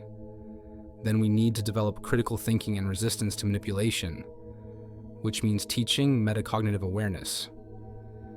Do we want workers capable of innovation and adaptation? Then we need psychological flexibility and tolerance for uncertainty, which means developing consciousness beyond rigid patterns. Every practical challenge we face has psychological dimensions, and those psychological dimensions involve exactly the capacities the Gospel of Thomas points toward: awareness, consciousness development, internal authority, psychological autonomy. We can pursue these capacities without the religious framework. We can translate the teachings into secular psychological language. We can develop the practices without the theology. But what we can't do is ignore that these capacities exist, that they can be developed, and that our current systems systematically fail to develop them. Because developed humans are harder to control than undeveloped ones. The Gospel of Thomas forces this recognition. By pointing toward capacities that were suppressed for institutional reasons, it reveals that the suppression continues for the same reasons. Power structures still prefer our populations that remain psychologically dependent, that lack internal authority, that need external control. And recognizing this means recognizing we have a choice. We can continue accepting the developmental limitation our systems impose, or we can begin systematically cultivating the capacities our systems suppress. This brings us to reconsidering human potential itself, because the Gospel of Thomas doesn't just suggest humans have specific capacities, it suggests we've barely begun exploring what we might become. When you make the two into one, and when you make the inner like the outer, and the outer like the inner, and the upper like the lower, and when you make male and female into a single one, so that the male will not be male, nor the female be female, then you will enter the kingdom. This describes states of consciousness that transcend ordinary awareness, integration of opposites, unity of dimensions typically experienced as separate, psychological wholeness beyond the fragmentation most people experience as normal. Is this possible? Can humans actually achieve such states? we have evidence they can. Contemplative practitioners describe states of consciousness that match these descriptions. Psychologists document stages of development beyond conventional thinking. Neuroscientists identify brain states associated with expanded awareness. The experiences are real. The question is whether they represent rare, exceptional states or latent potential available to most humans, if properly cultivated. The Gospel of Thomas assumes the latter. It speaks to disciples, ordinary people, not spiritual elites. It presents consciousness development as a path anyone can walk. It treats expanded awareness as human birthright, not exceptional achievement. And if that assumption is correct, if most humans have a latent capacity for consciousness far beyond what we typically develop, then we need to radically reconsider human potential. We need to stop treating current levels of consciousness as fixed limits. We need to recognize their culturally produced baselines, not biological ceilings. We need to acknowledge that most humans never develop their full potential, because the development is never systematically supported. We need to ask, what might humans become if consciousness development was as central to education as literacy? If psychological growth was as valued as economic productivity? If expanding awareness was recognized as practical necessity, not mystical luxury? We don't know the answers, because we've never tried it at scale. We've never built a civilization around systematic consciousness development. We've never structured our institutions to support rather than suppress psychological growth. The Gospel of Thomas represents a moment when that might have been attempted, when Christianity might have become a tradition of consciousness development rather than belief enforcement, when Western civilization might have been built around cultivating human potential rather than limiting it. That moment passed. But the potential remains. The capacities are still there, still latent, still waiting to be developed. And the question facing us now is whether we'll continue ignoring that potential or begin taking it seriously. This isn't about perfection. This isn't about creating enlightened utopia. This is about recognizing that humans are capable of more than we currently achieve, and that we have good reasons to cultivate that capacity. We face complex global challenges: climate change, technological disruption, social polarization, institutional failure. These challenges require psychological capacities most people haven't developed: ability to think systemically, tolerance for complexity and uncertainty, capacity to cooperate across differences, psychological resilience in the face of rapid change. We need populations with these capacities, and we won't develop them by continuing the approach of the last 17 centuries, keeping people at lower developmental levels through external control and limited expectations. We need something more like the Gospel of Thomas approach, treating humans as capable of profound development, providing tools and practices for that development, structuring our institutions to support rather than suppress growth. This is practical necessity, not idealistic fantasy. Our survival may depend on developing capacities we currently lack, and we lack them partly because we've spent centuries suppressing rather than cultivating them. The Gospel of Thomas challenges us to make a different choice, not by providing all the answers, but by revealing what we've lost, why we lost it, and what might be recovered. Now we arrive at the deepest question, the one that ties everything together. What does it mean that the Gospel of Thomas demands reflection rather than belief? Throughout these 5 parts, we've seen how the Gospel of Thomas operates differently than canonical Christianity. It doesn't ask you to believe events occurred. It asks you to understand teachings. It doesn't demand faith in external salvation. It invites discovery of internal truth. It doesn't create dependency on institutions. It cultivates autonomy through awareness. And all of this comes down to one fundamental shift, from belief to reflection.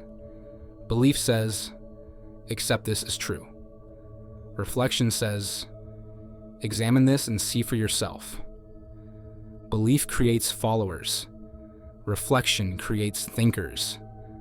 Belief can be controlled. Reflection cannot. And this is why the Gospel of Thomas is so threatening, and why it remains threatening today. Because reflection is something power has always struggled to control.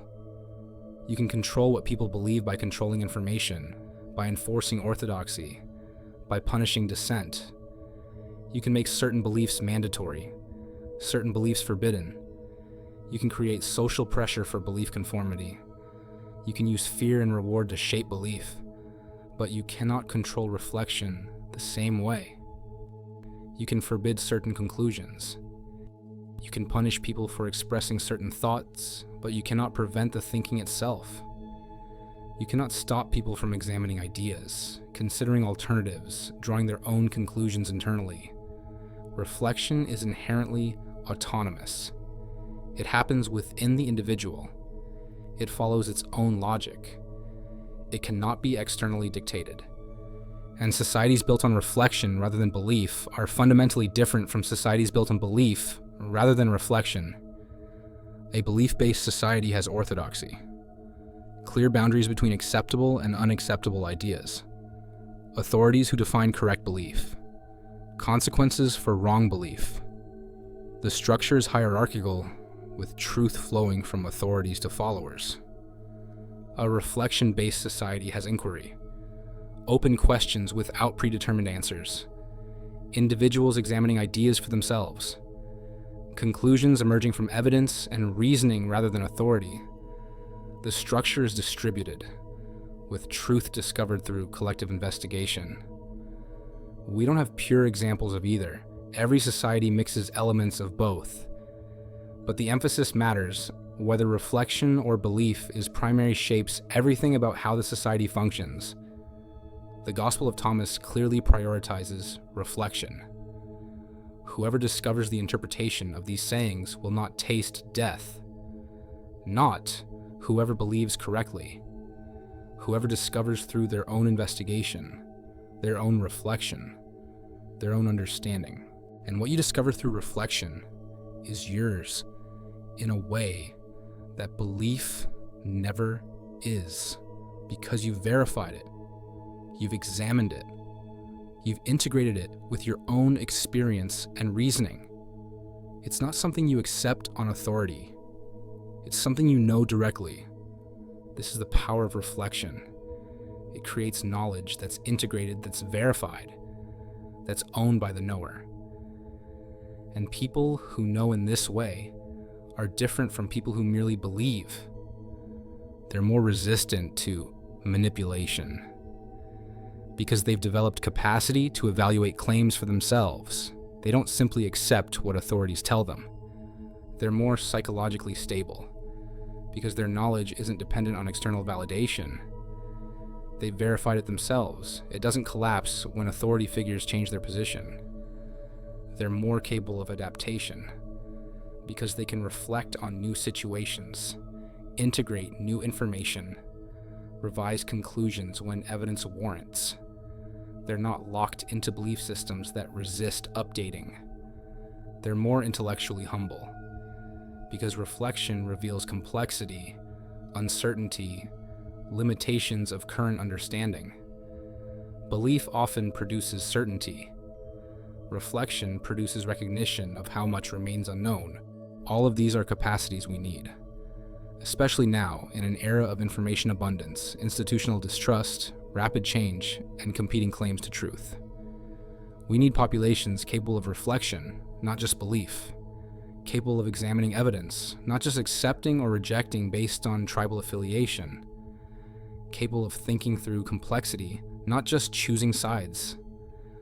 The Gospel of Thomas points toward this capacity by demanding interpretation rather than belief, by requiring discovery rather than acceptance, by treating readers as capable of reflection that leads to truth. And this is why it matters today. Not because it provides answers to believe, but because it demonstrates an approach to truth-seeking based on reflection. And that approach is what we desperately need to recover. We're drowning in belief systems. Political beliefs, religious beliefs, scientific beliefs, economic beliefs. Everyone demanding we accept their version of truth. Everyone claiming authority for their beliefs. everyone insisting their beliefs should be socially enforced. And in the midst of this, we've largely lost the capacity for reflection, the capacity to step back from belief systems and examine them, the capacity to think independently about complex questions, the capacity to hold uncertainty without collapsing into premature certainty. The Gospel of Thomas teaches reflection, not as abstract philosophical exercise, but as practical path to truth, as way of discovering what cannot be simply believed, but must be understood. And that teaching is as relevant now as it was 2,000 years ago. More relevant, perhaps, because we have even more belief systems competing for our allegiance and even less cultural support for independent reflection. So, what does it mean to take the Gospel of Thomas seriously today? It means recognizing that truth discovered through reflection is different from truth accepted through belief. It means valuing understanding over orthodoxy, inquiry over certainty, discovery over compliance. It means teaching children how to think, not just what to think. How to reflect, not just what to believe. It means structuring institutions to support inquiry rather than enforce doctrine. It means respecting people who reflect independently enough to reach different conclusions, rather than demanding uniformity. It means trusting that truth can withstand examination, that it doesn't need institutional protection, that it emerges through reflection rather than being imposed through authority. This is challenging because reflection produces diversity. Different people examining the same questions reach different conclusions, and diversity is harder to manage than uniformity. But diversity of thought is strength, not weakness. It's resilience against error. It's protection against groupthink. It's foundation for genuine progress and understanding. The Gospel of Thomas embraces this diversity by refusing to provide standardized answers. It gives sayings that must be interpreted, and different people will interpret differently based on their awareness, their experience, their reflection. This isn't relativism. This isn't everyone's interpretation is equally valid. This is recognition that understanding develops, that different people are at different stages, that what someone grasps at one level of awareness may deepen when awareness expands. And the path forward is reflection, not belief. Continued examination, deeper inquiry, expanded consciousness that enables seeing what couldn't be seen before. This is the unfinished human story. We are not complete. We are not at the end of our development. We are not limited to our current level of consciousness. We are capable of growth, of expansion, of awakening to dimensions of reality we don't currently perceive. We are capable of developing psychological capacities we don't currently possess. We are capable of reaching understandings we haven't yet achieved. But we won't develop these capacities if we remain in belief mode, if we accept what we're told, if we stop examining, questioning, reflecting. We'll develop them only if we take seriously what the Gospel of Thomas suggests. That truth is discovered through reflection, that understanding emerges through inquiry, that consciousness expands through awareness, that what is within us must be brought forth through our own effort. This is the challenge and the invitation, not to believe the Gospel of Thomas, but to reflect on what it reveals about human potential, institutional power, and the choice between development and limitation. The text was buried for 17 centuries, but it's available now. The teachings are accessible. The questions are open. What will we discover if we actually examine them? What will we understand if we reflect rather than react?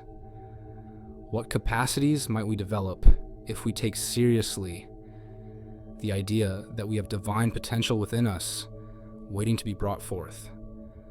These aren't rhetorical questions. These are real questions with unknown answers, because we've never tried. We've never built a civilization around reflection rather than belief, around consciousness development rather than doctrinal compliance, around cultivating human potential rather than limiting it.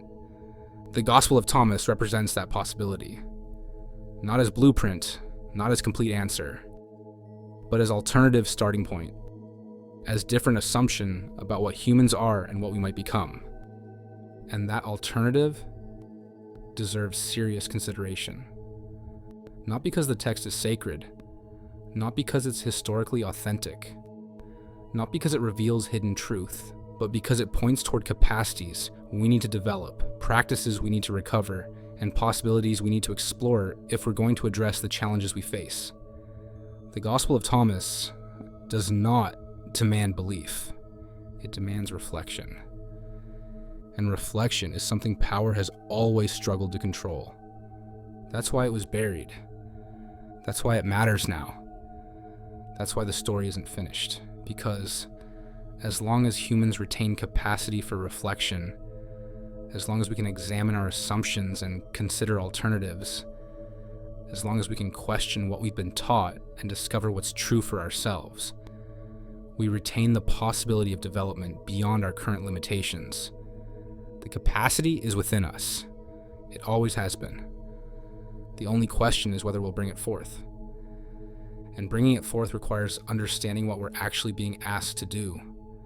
Because the Gospel of Thomas isn't just suggesting we think a little more or question a little more. It's pointing toward a fundamental transformation in how we relate to truth, to authority, to our own consciousness.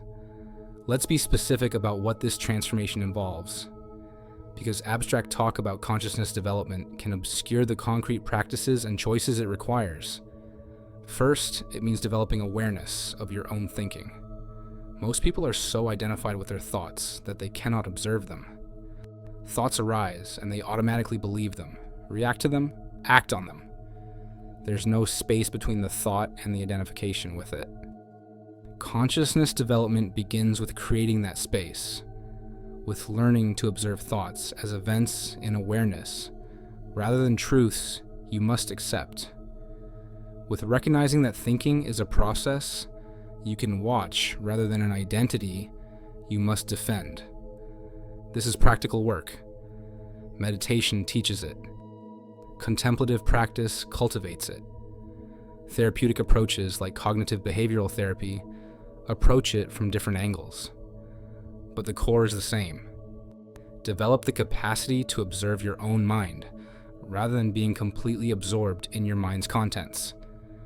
The Gospel of Thomas points toward this when it speaks of discovering hidden things, of seeing what is spread before you, of bringing forth what is within.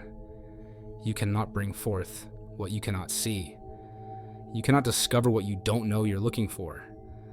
You must first develop awareness of your own inner processes. Second, it means learning to sit with uncertainty without premature closure. Most people cannot tolerate not knowing. When faced with uncertainty, they quickly adopt a belief, any belief, just to resolve the discomfort. They choose certainty over accuracy, comfort over truth. But genuine understanding requires tolerance for uncertainty, requires the ability to hold questions without rushing to answers, requires comfort with "I don't know yet" as a response. This is harder than it sounds. Our minds want closure. Our social environments pressure us to have positions. Our institutional structures reward certainty and punish acknowledged uncertainty. But the Gospel of Thomas operates in uncertainty. Its sayings are paradoxical, cryptic, resistant to easy interpretation. They force you to sit with ambiguity, to consider multiple meanings, to resist the impulse toward premature certainty. This tolerance for uncertainty is a capacity. And like all capacities, it can be developed, but it must be practiced. You must deliberately put yourself in situations where you don't know the answer and resist the urge to adopt a belief just for comfort. Third, it means developing independent evaluation of truth claims. Most people outsource this evaluation to authorities. If an expert says it, it must be true. If the institution affirms it, it must be accurate. If their social group believes it, they believe it too. But independent thinking requires actually examining claims yourself, looking at evidence, considering alternatives, evaluating logic, testing conclusions against experience, revising when warranted. This doesn't mean rejecting all authority or trusting only your own opinion. It means maintaining responsibility for your own conclusions, even when informed by others. It means checking expert claims against other experts, against evidence, against logical consistency. It means recognizing that authority can be wrong and that social consensus doesn't establish truth. The Gospel of Thomas challenges disciples to discover meaning for themselves, not to accept Jesus' interpretation, not to believe what the community teaches, but to discover through their own reflection and understanding. This requires capacity for independent evaluation, and that capacity must be cultivated. It doesn't emerge automatically. It develops through practice and examining claims, considering evidence, evaluating arguments, drawing conclusions, and taking responsibility for those conclusions. Fourth, it means developing internal moral authority. Most people's morality is externalized. They behave well because of consequences. Punishment if they don't, reward if they do. They follow rules because rules are enforced. They conform to social norms because deviation is punished. But mature morality is internal.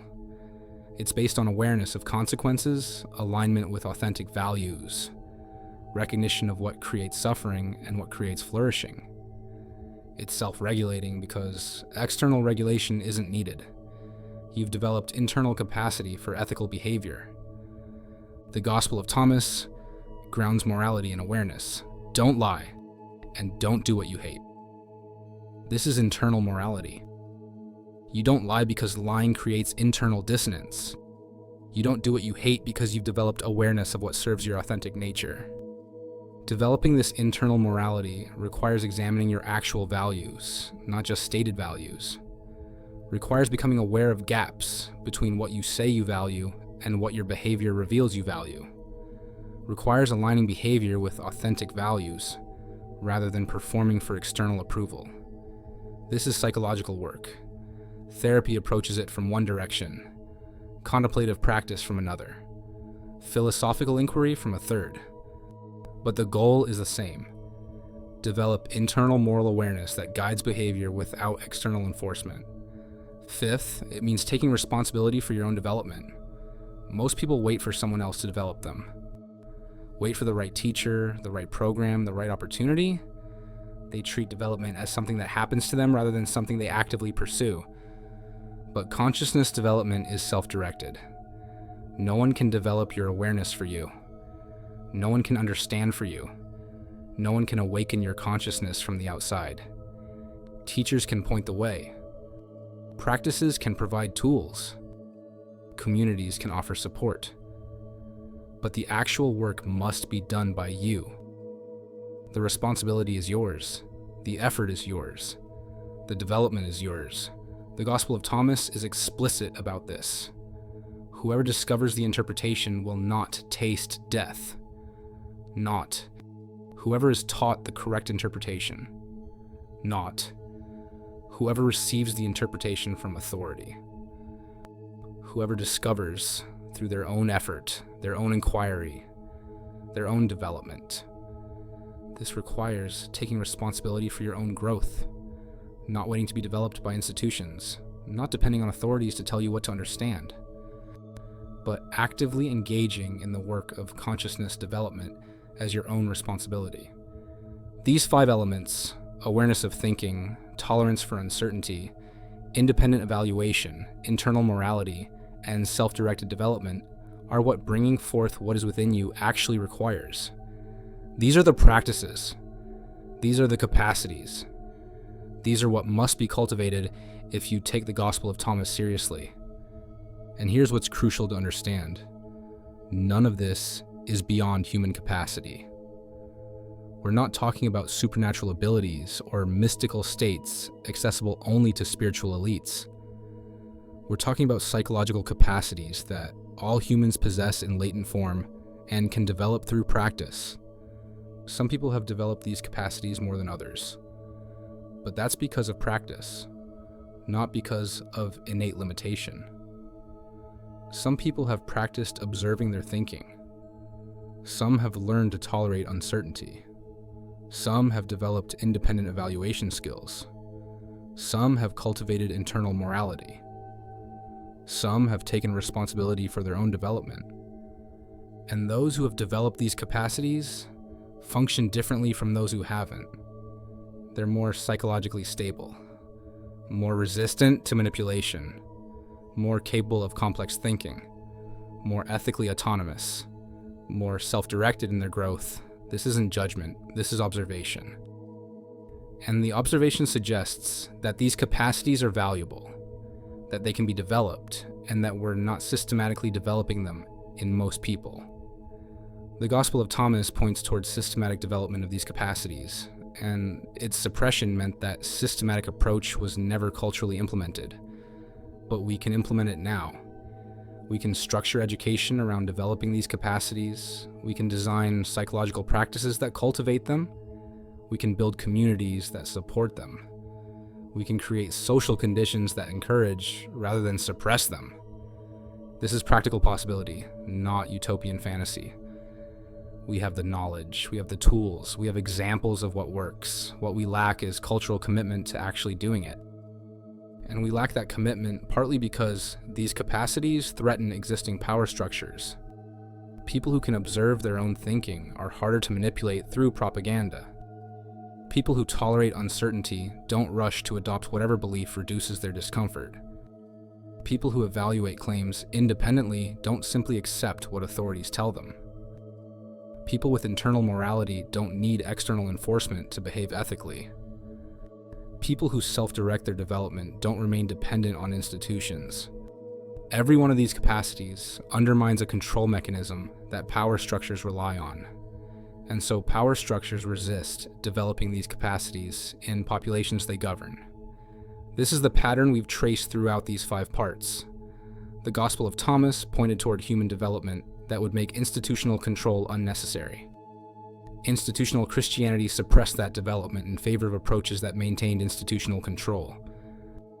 And the suppression continues today in educational systems, corporate structures, political frameworks, all of which resist developing capacities that would make populations harder to control. But recognizing the pattern means recognizing the choice. We can continue accepting the limitation, or we can begin systematically developing the capacities we've been taught to leave dormant. The Gospel of Thomas is an invitation to that development, not as religious doctrine, not as ancient wisdom to be preserved unchanged, but as practical guidance pointing toward capacities we need, practices that cultivate them, and possibilities that emerge when we take our own potential seriously. And this brings us to the final recognition, the one that makes everything else meaningful. Human consciousness is not fixed. It can expand. It can develop. It can awaken to dimensions of reality not currently perceived. This isn't mysticism. This is documented fact. Contemplative practitioners describe expanded states of awareness.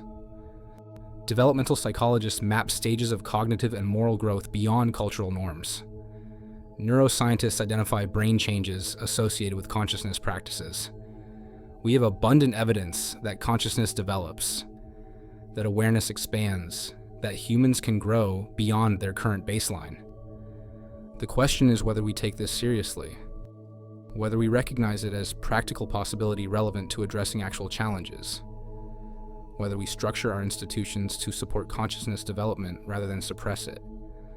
The Gospel of Thomas takes it seriously, treats expanded consciousness not as a rare mystical achievement, but as human birthright, accessible through understanding. Treats awareness development not as specialized practice for monastics, but as central spiritual path for everyone. Treats the kingdom within not as metaphor, but as actual state of consciousness, discoverable through reflection. And if we took this seriously, if we recognized consciousness development as practical necessity, if we structured education around it, if we built institutions to support it, If we taught it to children from early ages, we would produce very different humans from what we currently produce. We would produce populations more resistant to manipulation, more capable of complex thinking, more psychologically stable, more ethically autonomous, more self-directed in their development. We would produce humans who don't need external control because they've developed internal capacity for self-regulation. This is what was lost when the Gospel of Thomas was suppressed. Not just a text, not just a theological perspective, but an entire approach to human development that might have produced very different kinds of humans than what 17 centuries of external control has produced. And recognizing this loss means recognizing what might be recovered. The approach is still there. The teachings are still available. The practices can still be implemented. The capacities can still be developed. The only question is whether we choose to do it, whether we commit to consciousness development as practical priority, whether we structure our institutions to support it, whether we take seriously the possibility that humans are capable of far more than we currently achieve. This is the unfinished story. We are not complete. We have not exhausted our potential. We are not limited to our current state. We can develop. We can expand. We can awaken. But only if we choose to. Only if we practice. Only if we take responsibility for our own growth rather than waiting for institutions to develop us. The Gospel of Thomas makes this clear. If you bring forth what is within you, what you have will save you, not what someone else brings forth for you, not what institutions grant you, but what you yourself develop and bring forth through your own effort. This is empowerment. This is responsibility. This is recognition of capacity and call to develop it. And it's as relevant today as it was 2,000 years ago. More relevant, perhaps, because we need these capacities more desperately now than ever before. We face challenges that require psychological maturity our current systems don't develop. We face complexity that requires thinking capacities our education doesn't cultivate. We face uncertainty that requires tolerance our culture doesn't support. We face moral ambiguity that requires internal authority our institutions actively suppress. The Gospel of Thomas points toward developing these capacities, and its recovery is an opportunity to reconsider what we're doing, what we're producing, and what we might become if we made different choices. This is not about the past. This is about the future, about what humans might develop into if we take our own potential seriously, about what societies might look like if built around cultivation rather than control, about what becomes possible when reflection replaces belief as the primary mode of relating to truth. The Gospel of Thomas was buried because it threatened institutional power. But institutional power is not the measure of human value. Human development is. Human flourishing is. Human potential realized is. And by that measure, the suppression was catastrophic loss. Loss of approach to development we desperately need. Loss of practices that cultivate capacities we lack. Loss of vision of what humans might become. But what was lost can be recovered. What was buried is now available. What was suppressed can now be examined, understood, and perhaps implemented. The capacity is within us. The teachings point the way. The choice is ours. Will we bring forth what is within us? Or will we leave it buried as it has been for 17 centuries? The answer to that question will determine not just what we believe about ancient texts, but what we become as a species.